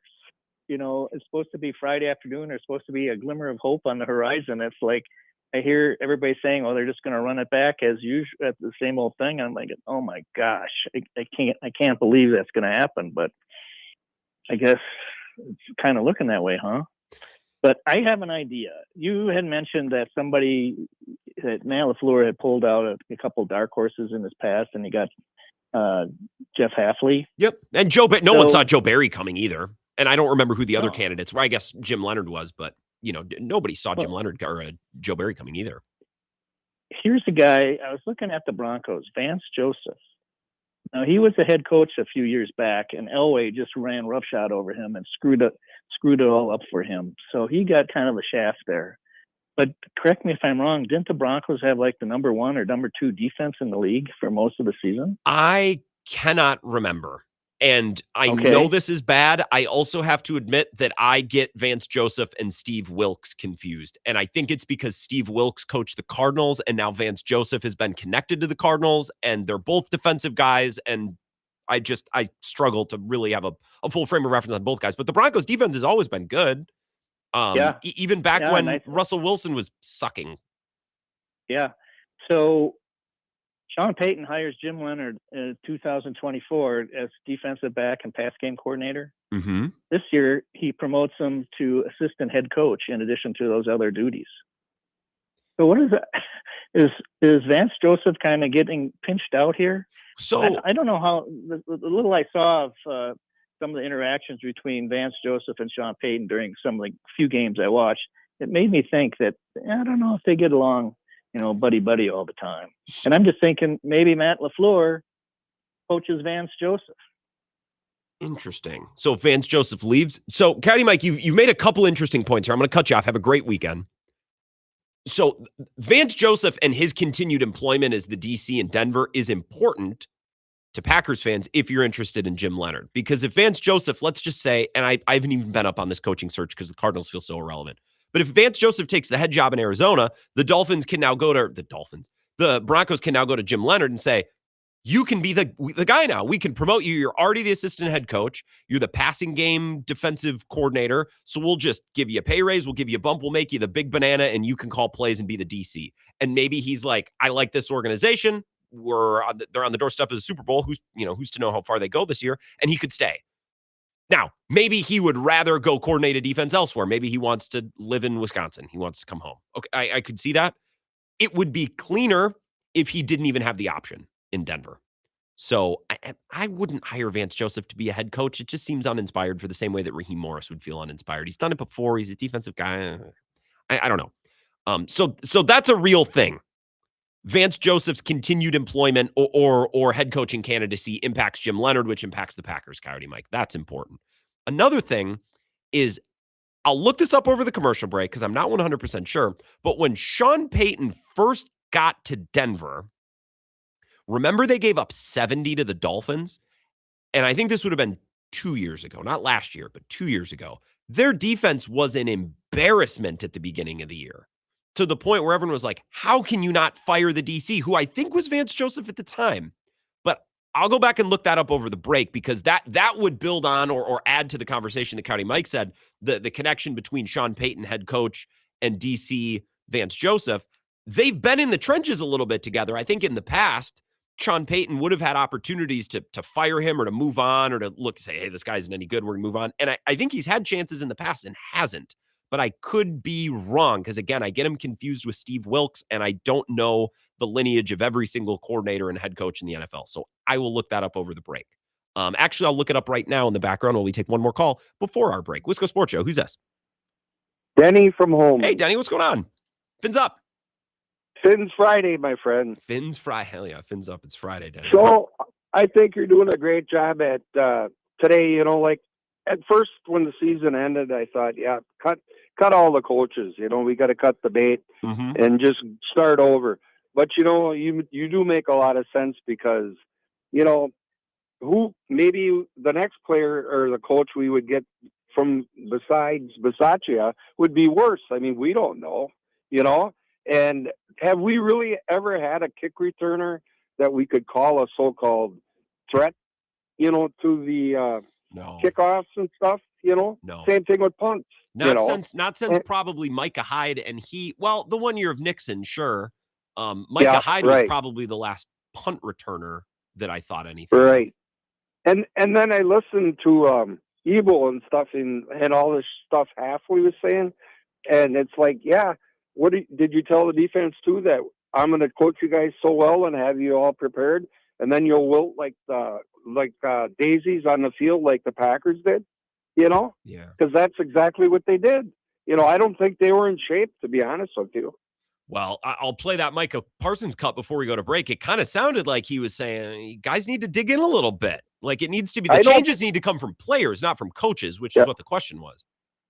Hey, and kudos to the Badgers last night, 62-30. I mean, that was just blasted them. Yeah, and I listened to you guys last night. And you said they thought it would kind of be close game on the road, and everything. And 36 assists they had. It's a Can little. you believe that? I with the way they're shooting, yeah, Denny. I appreciate it. I got to run. I got to go to a break. Have a great weekend.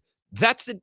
I don't want to call it a trap spot, but when you've won 4 or 5 in a row, you're feeling yourself. You go to Penn State. There's not going to be any energy in that building. It's easy to sleepwalk against that opponent. And I think the game started like it was 17-15 or 15-12 or something. And then it was, they just ran and they never looked back.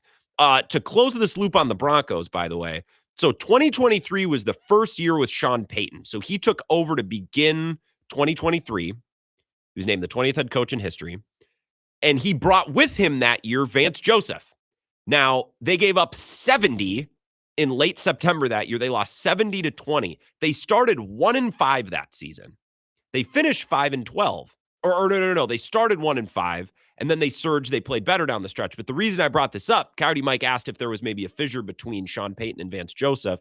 And if Vance Joseph moves on, he could look to promote Jim Leonard, that whole thing. I think I would say the opposite, Coyote Mike. Sean Payton hired Vance Joseph, brought him in. They started terribly and gave up 70. Sean Payton stood by him and has since been rewarded with a really good defense every year. So I don't think there is a disconnect there. I mean, maybe there's coaching friction. Sean Payton's kind of a friction-filled guy, but I don't think anything that would drive a wedge. And Packers fans, again, if you want Jim Leonard, you better hope that Vance Joseph gets a fat pay raise or a reason to stay in Denver, because if he moves on, the Broncos can go to Jim Leonard and say, be our main guy. You step up and call the defense and be the guy now that Vance Joseph is gone. Maybe Jim Leonard would say, no, thanks. I'd rather go coach the Packers. And if you want Jim Leonard as the DC, you would hope for that. But just some dynamics of a situation that impacts the Packers DC search for sure. We'll take a break. We'll talk more Packers after this. I want to return to those Micah Parsons comments because I think they're interesting. This is the Wisco Sports Show with Grant Bills on the Wisconsin Sports Zone Radio Network.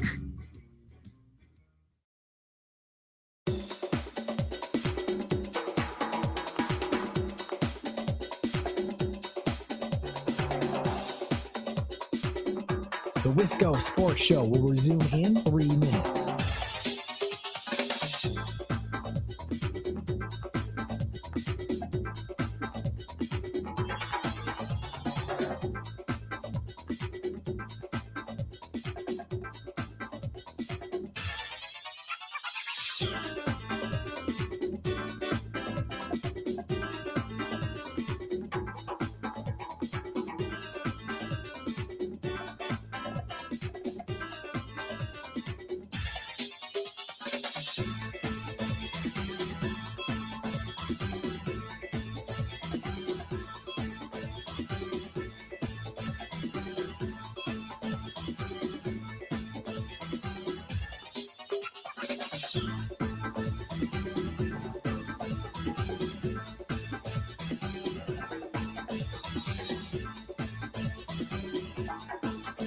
The Wisco Sports Show will resume in 2 minutes.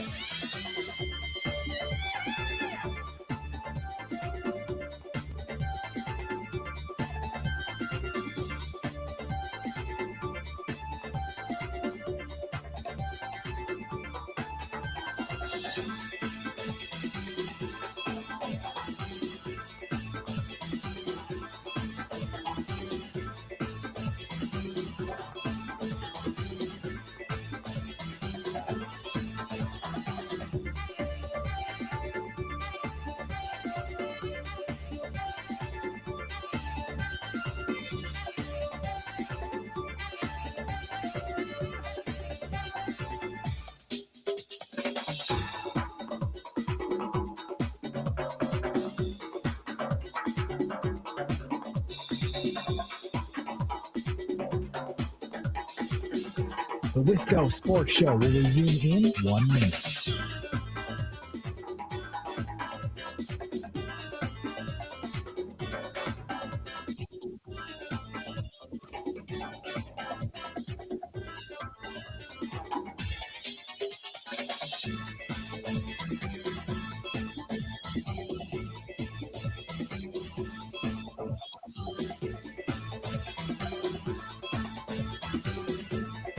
The Wisco Sports Show will resume in 30 seconds.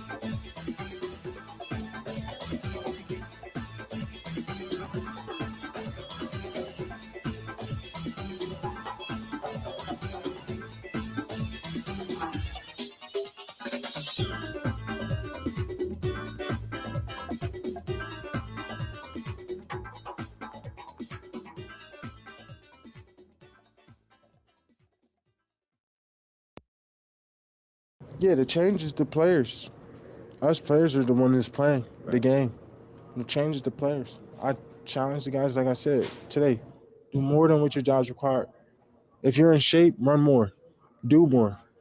We got to be out there like, we need to be playing. If we got to play 80 snaps, we play 80 snaps, but we shouldn't be tired doing that.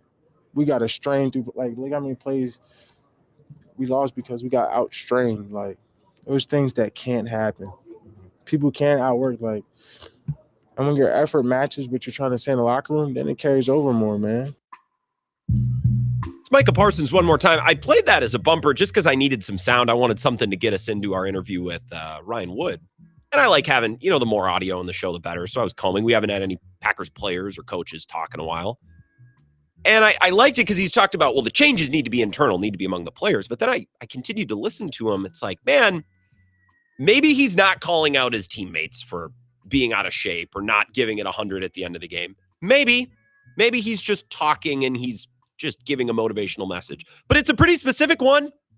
Like, if we got to play 80 snaps, we got to play 80 snaps. He went on, and I didn't play you the full answer. It's a couple minutes long about how nobody's beating me to the ball. Everyone needs to be like that. I'm like, man, it kind of sounds like you're, again, not calling out your teammates, but talking about, effort level or tenacity that really wasn't there this last year. I just thought that was interesting, especially because we all think, well, the Packers coaching staff needs to get better. Coaching staff. I think they could stand to improve. Every organization could. But sometimes it's like, man, I don't know that you can win with Rashawn Gary and some of the things that we saw. Not just his lack of game-breaking plays, but the effort. And Keyshawn Nixon, I've said a couple of times in the last week or two, I think he's a fine player. I think he's talented. I think he's got ability. He's got instincts. That's a player on that contract that I'll have on my team. It's the way he's wired. And we talk about this in the NBA all the time. Great talent, give you stats, not a winning player. Can't win with him. I'm not saying you can't win with Keyshawn Nixon, but how many plays where it's like, man, you can't just give away 15 yards on a stupid personal foul penalty. You can't just stop on a route, man. Like, Caleb Williams is going to keep the play alive and find a guy. You can't stop on the route. You can't make a business decision at the line of scrimmage. There's way too much of that stuff. It's hard to win playoff games with a guy who takes plays off or gives up on plays or does boneheaded things. And that's an issue across the roster. I think that's kind of what Micah Parsons was getting at. And that's unrelated to coaching, in my opinion. That's the personnel. That's the makeup mentally of a player. 608-321-1670. Wisco Sports Show. Who's that? From the tunnels underneath Racine, things ain't always what they seem. Fins up, Grant. Mad Max, fins up yourself. Everywhere you go, you always take the weather with you. Take the tunnels with you as well. In fact, it's nice to hear from you. Absolutely. Good to hear from you, Grant. Yeah, I'm just going to be trying to stay warm in the tunnels this weekend, but actually I have a work party tonight. We have kind of our late holiday party, so I'm going to be heading to that and destroying the open bar shortly, and I'm going to be staying overnight at a hotel too. So, and the hot tub is open 24 hours, I heard. So there might be a little late night horseplay. Who knows? Late night horseplay. Holiday parties like that are a dying breed, Max, because these companies, well, first of all, none of these companies, they don't want to fork over the dough for these parties anymore, but they can hide behind, well, we don't want to be liable. If people are drinking and driving, or if people have coworkers having horseplay in the hot tub, we don't want to be liable for that. So consider yourself lucky. Yeah, and that's why they're kind of pushing the whole hotel thing, just because they don't want people driving home. But yeah, it's going to be a crazy night in Racine for sure. But yeah, anyways, what I kind of wanted to talk about is with the Packers and Bisaccia. Like, I don't really care if he's back or not, because from what I remember, we've hated like the last 5, 6, or 7 special teams coaches. So I don't know if I think the odds are less that every special teams coach was bad, or is there something deeper within the process, within the organization that's not working. And just from what it sounds like, just from what we've heard from LaFleur, Gutekunst over the years, is that is that they don't care about special teams, and it's been costing them year after year. And from what it sounds like, Ed Policy seems okay with that too. And and the fact that they gave LaFleur an extension, it doesn't seem like there's going to be many wholesale changes.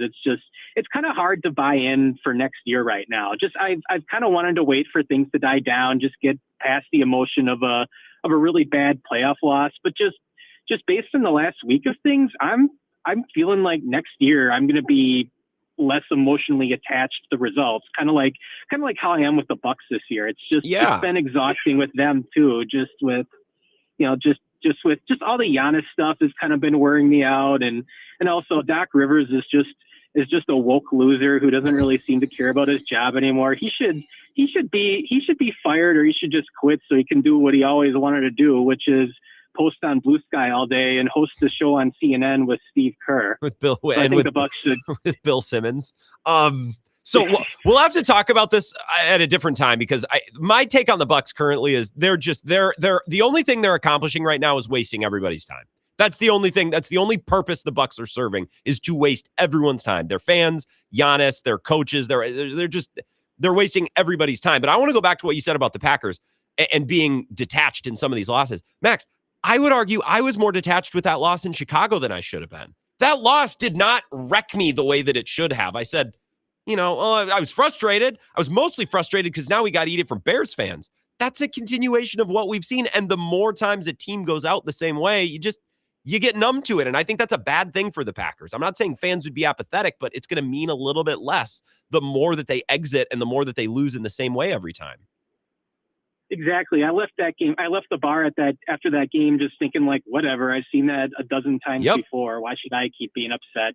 Like, it's your problem at this point. It shouldn't be my problem, and I'm not going to carry that around. I have enough problems that I'm dealing with. Yeah, well, absolutely. Well, enjoy a little horseplay in the hot tub tonight, Max. Stay warm. Will do. Thanks, Grant. Mad Max in the racing tunnels, as he says. He's so woke loser. Yeah, that's my take on the. Here's 30 seconds on the Milwaukee Bucks before we go to break. The only purpose that they're serving and the only thing they're accomplishing is wasting everybody's time. Can you imagine? They played the Thunder the other night. Was that Wednesday or Thursday? Rivalry week. And the game started at like 8:45. There are people who went to that game and waited until almost 9 o'clock local, Milwaukee time, Lombardi time, Central time for the game to start. And then they were down like 21-6. Game is over. Like, how stupid you got to feel. And if you went to the game and you had a good time, I'm not judging, but this team only exists right now to waste everybody's time. Like, they don't have the right coach going forward. Giannis seems unhappy and detached, which makes the rest of the team seem detached.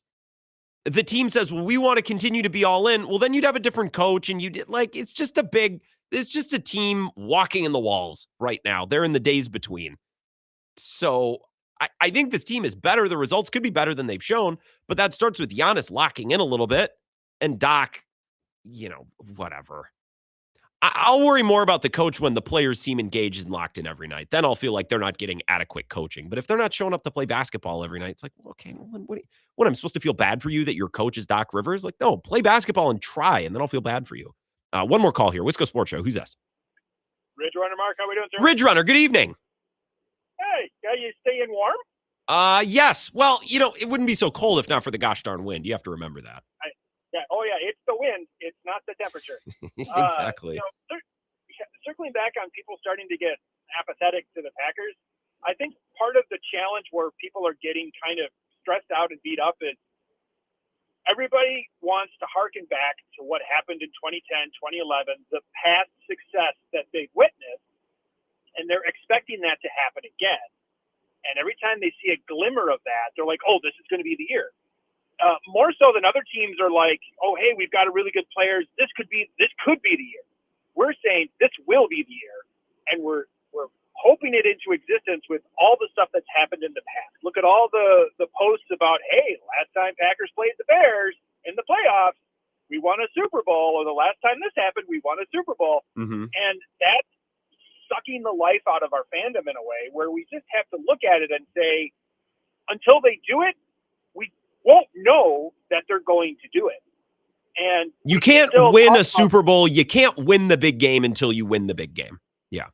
Exactly. I mean, it's kind of a weird statement, but it's very accurate. I know it sounds stupid, but that's the correct frame. It's like Matt LaFleur can't win the big one. Well, yeah, you can't win the big one until all of a sudden you win the big one, and then the coach who could never win the big one all of a sudden is a coach who won the big one and can do it all of a sudden. Right, and I think there does need to be some philosophical changes. I've read several articles, or at least browsed through them about the whole.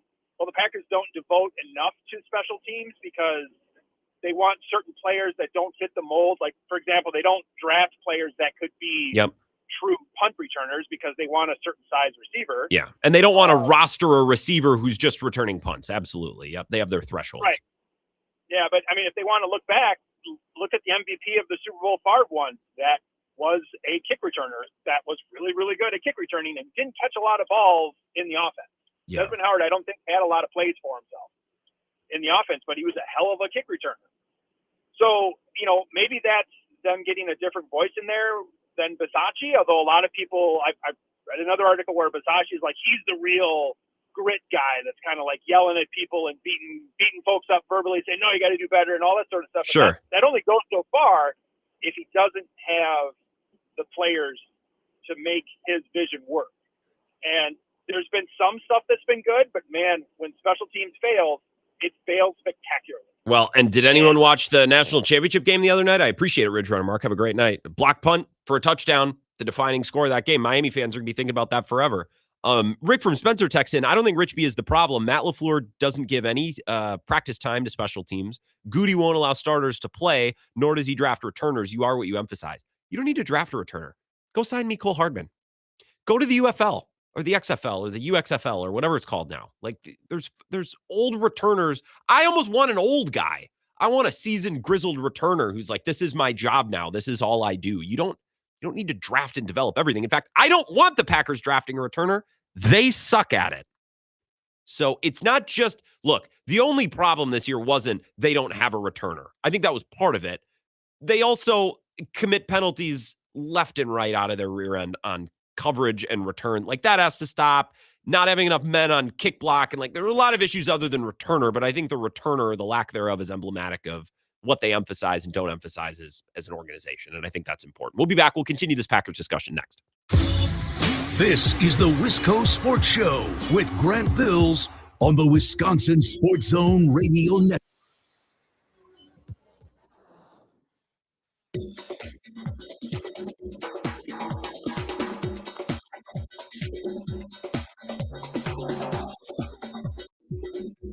The Wisco Sports Show will resume in 5 minutes.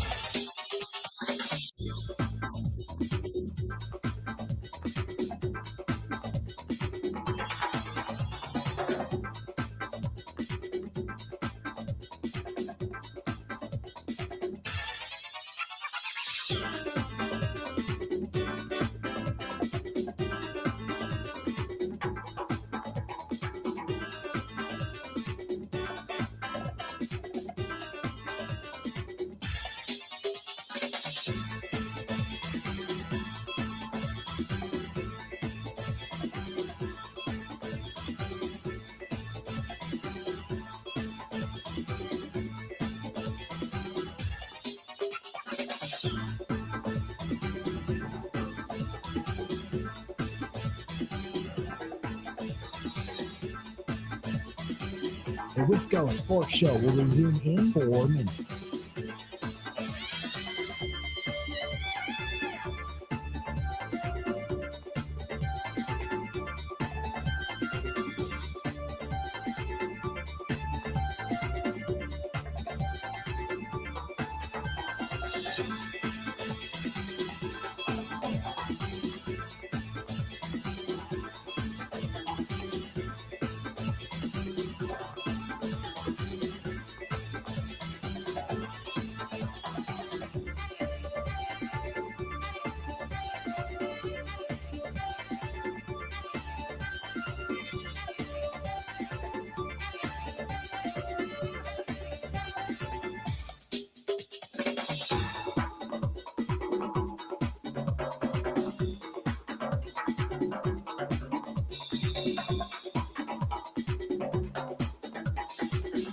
The Wisco Sports Show will resume in 3 minutes.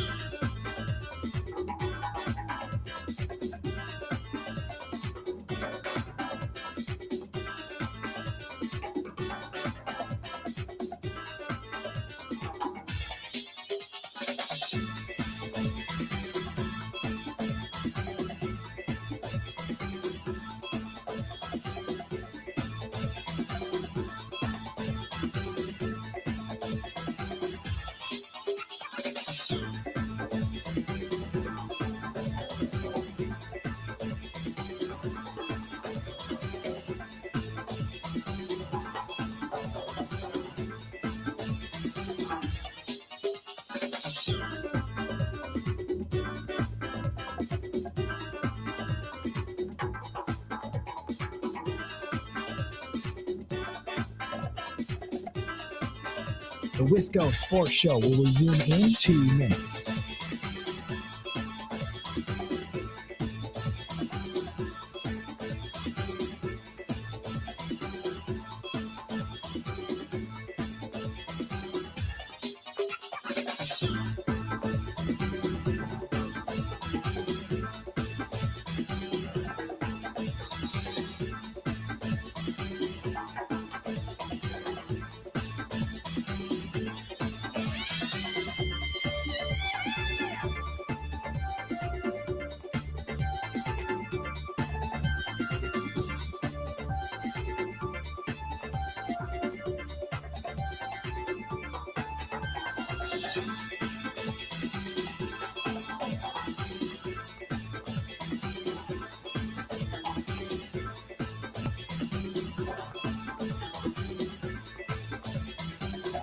The Wisco Sports Show will resume in 1 minute.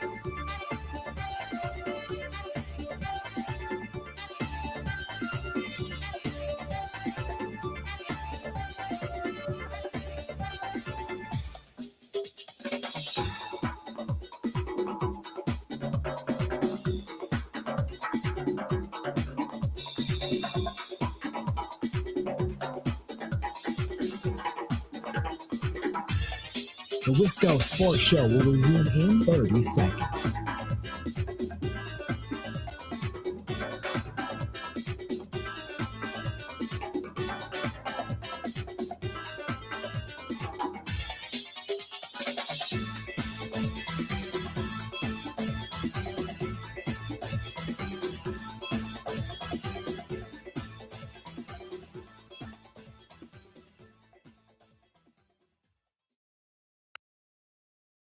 It does feel like Buffalo's media feels almost a responsibility. They know they're in the national spotlight, and they've sharpened the saw. It was tense today, the firing of a head coach, which hasn't happened here in Western New York in nearly a decade. A lot of fans, I don't know what the percentage would be, didn't think that Sean McDermott should have been fired. Let's not lose the plot here, everyone. That game, that 13 seconds game at Arrowhead, that moment did a lot of damage. 13 seconds broke the psychology of the Bills. He overruled the special teams coordinator, Heath Farwell, who wanted a squib kick. McDermott said touchback. They gave up the field goal. They get into overtime. They get rolled over. They get inside the locker room. And I had a coach tell me that even in that moment, Sean McDermott said something like, the offense left too much time on the field. What? 13 seconds? And then the next day is kind of looking at his assistant coaches and saying, you guys need to figure out what went wrong here. And that was it, into the offseason. So if you could rewrite history, I mean, that would have been a moment to move on to a new coach right then. Upgrade while you're on the rise after 13 seconds.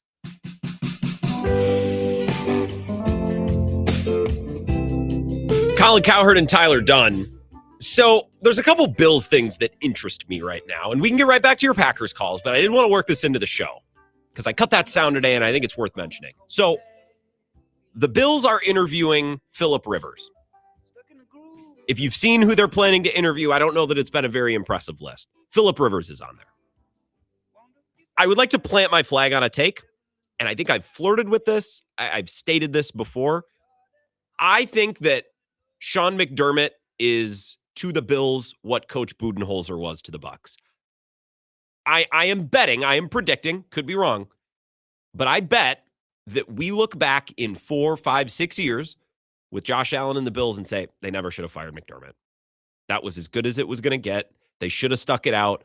I don't trust the Bills front office. I don't trust that organization. And since the Bucs have fired Bud, what have they done? We'll give Adrian Griffin a try. Well, that kind of worked, but I guess it wasn't working. So now we'll switch to Doc Rivers. Now, it just feels like it's spiraling and they're chasing.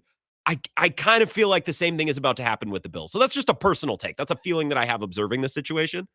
The Packers' take in this is, did you hear what Tyler Dunn said? Knowing what we know now, looking back, the Bills really should have just fired McDermott after the 13 seconds game because that's when it all started to fissure, when it all started to kind of fall apart. And I think Packers fans, we believe the same with McCarthy after 2014. Knowing what we know now, they should have just cut bait after that. But instead, 15 against the Cardinals, 16 against the Falcons, 17, they missed the playoffs, 18, they really, and then that all falls apart and Mike McCarthy's fired. And looking back, it's like, oh, crap. Well, if you could have known now, you would have just cut bait after 2014. My fear is that we do another 3 or 4 years with Matt LaFleur, and at the end of it, when he inevitably is canned, we look back at this loss to the Bears and say, yeah, we should have known then. They should have cut bait then. Because the Bills view that and see that with Sean McDermott. We've already saw that. We saw that with the last coach. I just wonder, if we don't wander for another 3 or 4 more years and look back and think, man, they really just, they should have foregone that extension and cut bait after that Bears loss. We should have known when they blew a 21-3 lead. I got a little nervous watching that and listening to that. It's like, ooh, I've heard that before. I hope that's not the situation in which the Packers end up. 608-321-1670. Wisco Sports Show. Who's this? Happy freaking Fins Up Friday, Grant.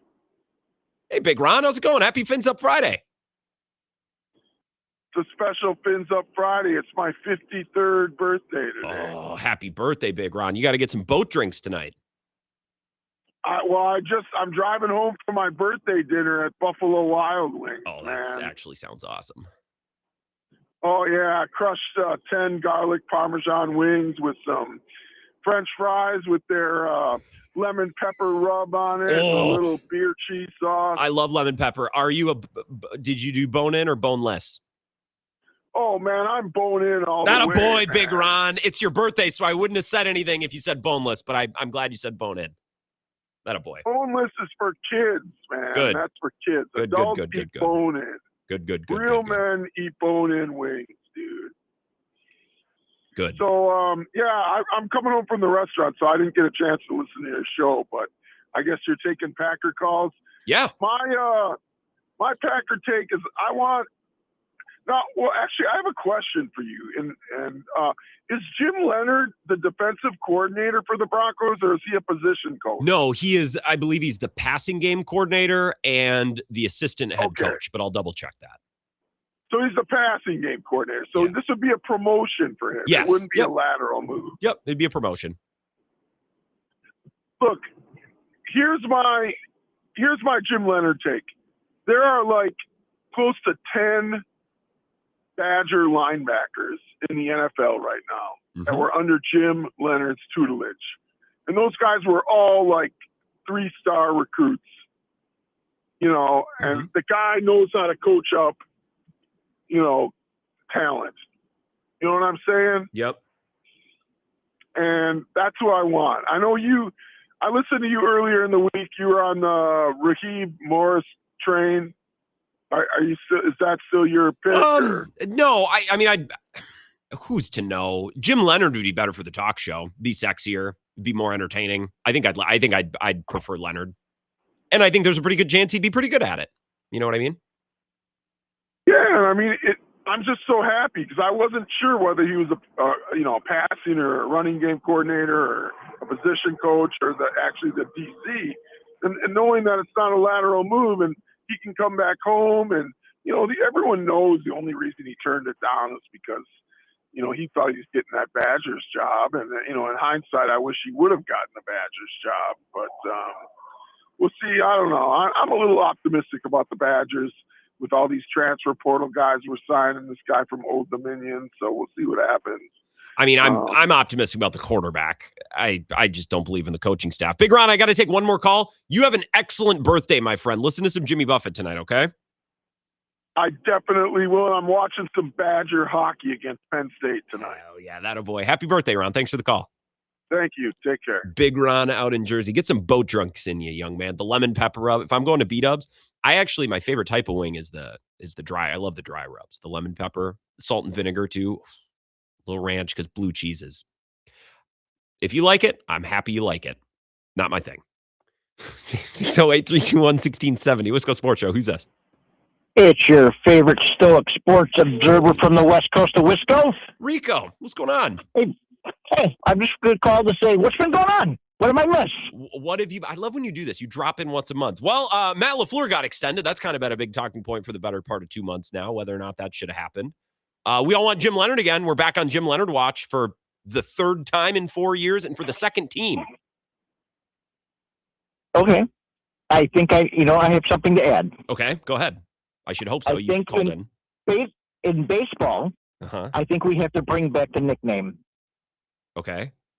And I'll tell you, it starts with our brand new guy that we just picked up. Yeah, Jet's a really cool first name, but let's call him Pee-wee. Well, I mean, he's taller than Caleb Pee-wee Durbin, Williams. I think. He's not. I don't think he's even the shortest guy on the team. He's 5'6". Okay, then he is the They shortest say by about an 5'7", inch. but he's 5'6". Okay, so they measured him with shoes on. Has he got a tall haircut? Yes, because I'm seeing different places on Google. So, are you okay with the Freddie Peralta trade? You always have to talk me off the ledge when I get angry about the Brewers.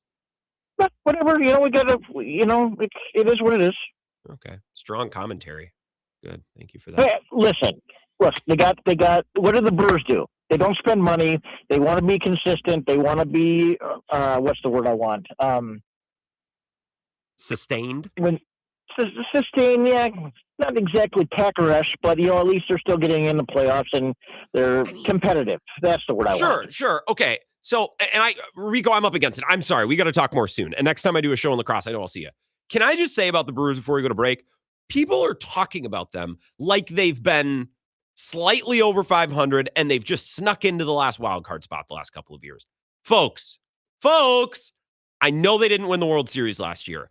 I am sorry. I truly am. I know that this fan base and this franchise has never won a World Series. I'm sorry. I want them to win a championship as badly as you do. They won 97 games and were in the NLCS against the Dodgers, maybe the best team I've ever seen in my lifetime. And people are talking about that like it's, well, yeah, they get into the playoffs, but like, what else? Like, guys, if they were 83-80 or whatever, do the math, and they just snuck in, I wouldn't be waving pom-pom saying, but guys, they got it, they won 97 games. So many people are like, well, yeah, they get in, but so what? So what? They were in a series to play to get to the World Series, and they were a couple games short of winning 100. They almost set a franchise record for wins. So I feel like the work that they have done is being a little underrated by Brewers fans. And I know that it ended just disgustingly against the Dodgers. I know, but it was in the NLCS. And they won 90. Can I repeat? They won 97 games. I know they don't hang banners for that. I know. But to act like they're just complacent, barely squeaking into the playoffs, barely being relevant. Folks, they almost won 100 games. So you got George Webb burgers last year, for God's sake. Enrico, I'm not yelling at you. I'm just yelling. We'll come back, wrap up the show with a little Jimmy Buffett. We need it on days like today more than ever. We'll be right back. This is the Wisco Sports Show with Grant Bills on the Wisconsin Sports Zone Radio Network.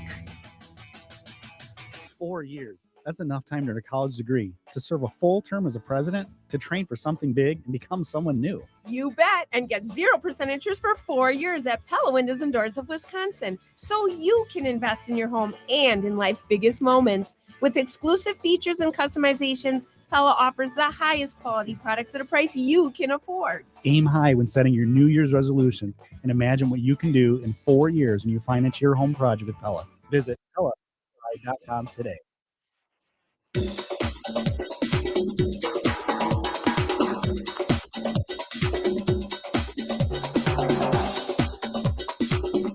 The Wisco Sports Show will resume in 3 minutes.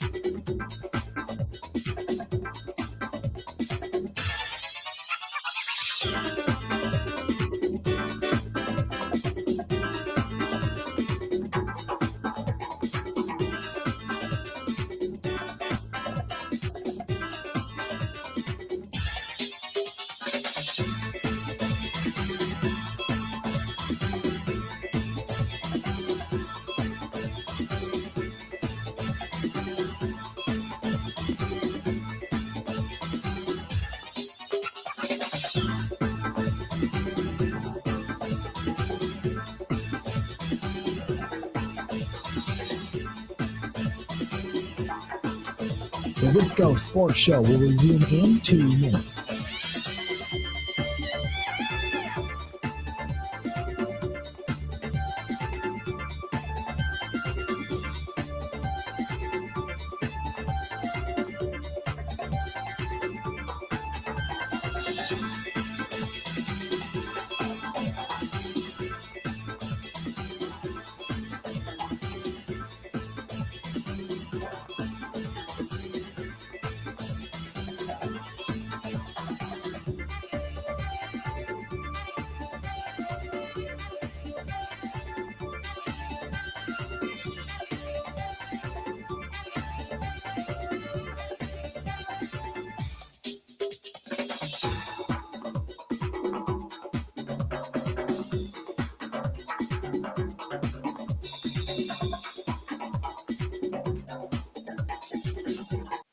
Wisco Sports Show will resume in 1 minute.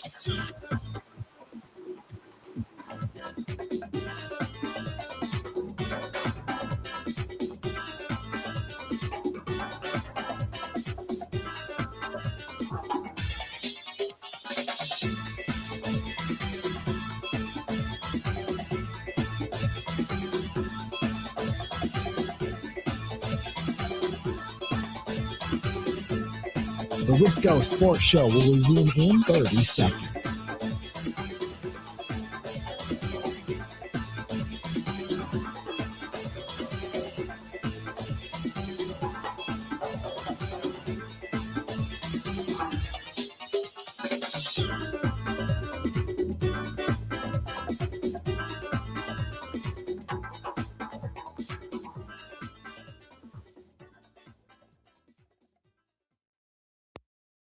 Not only going out to Wisconsin and the great Midwest, we're going around the world tonight, Parrot Head.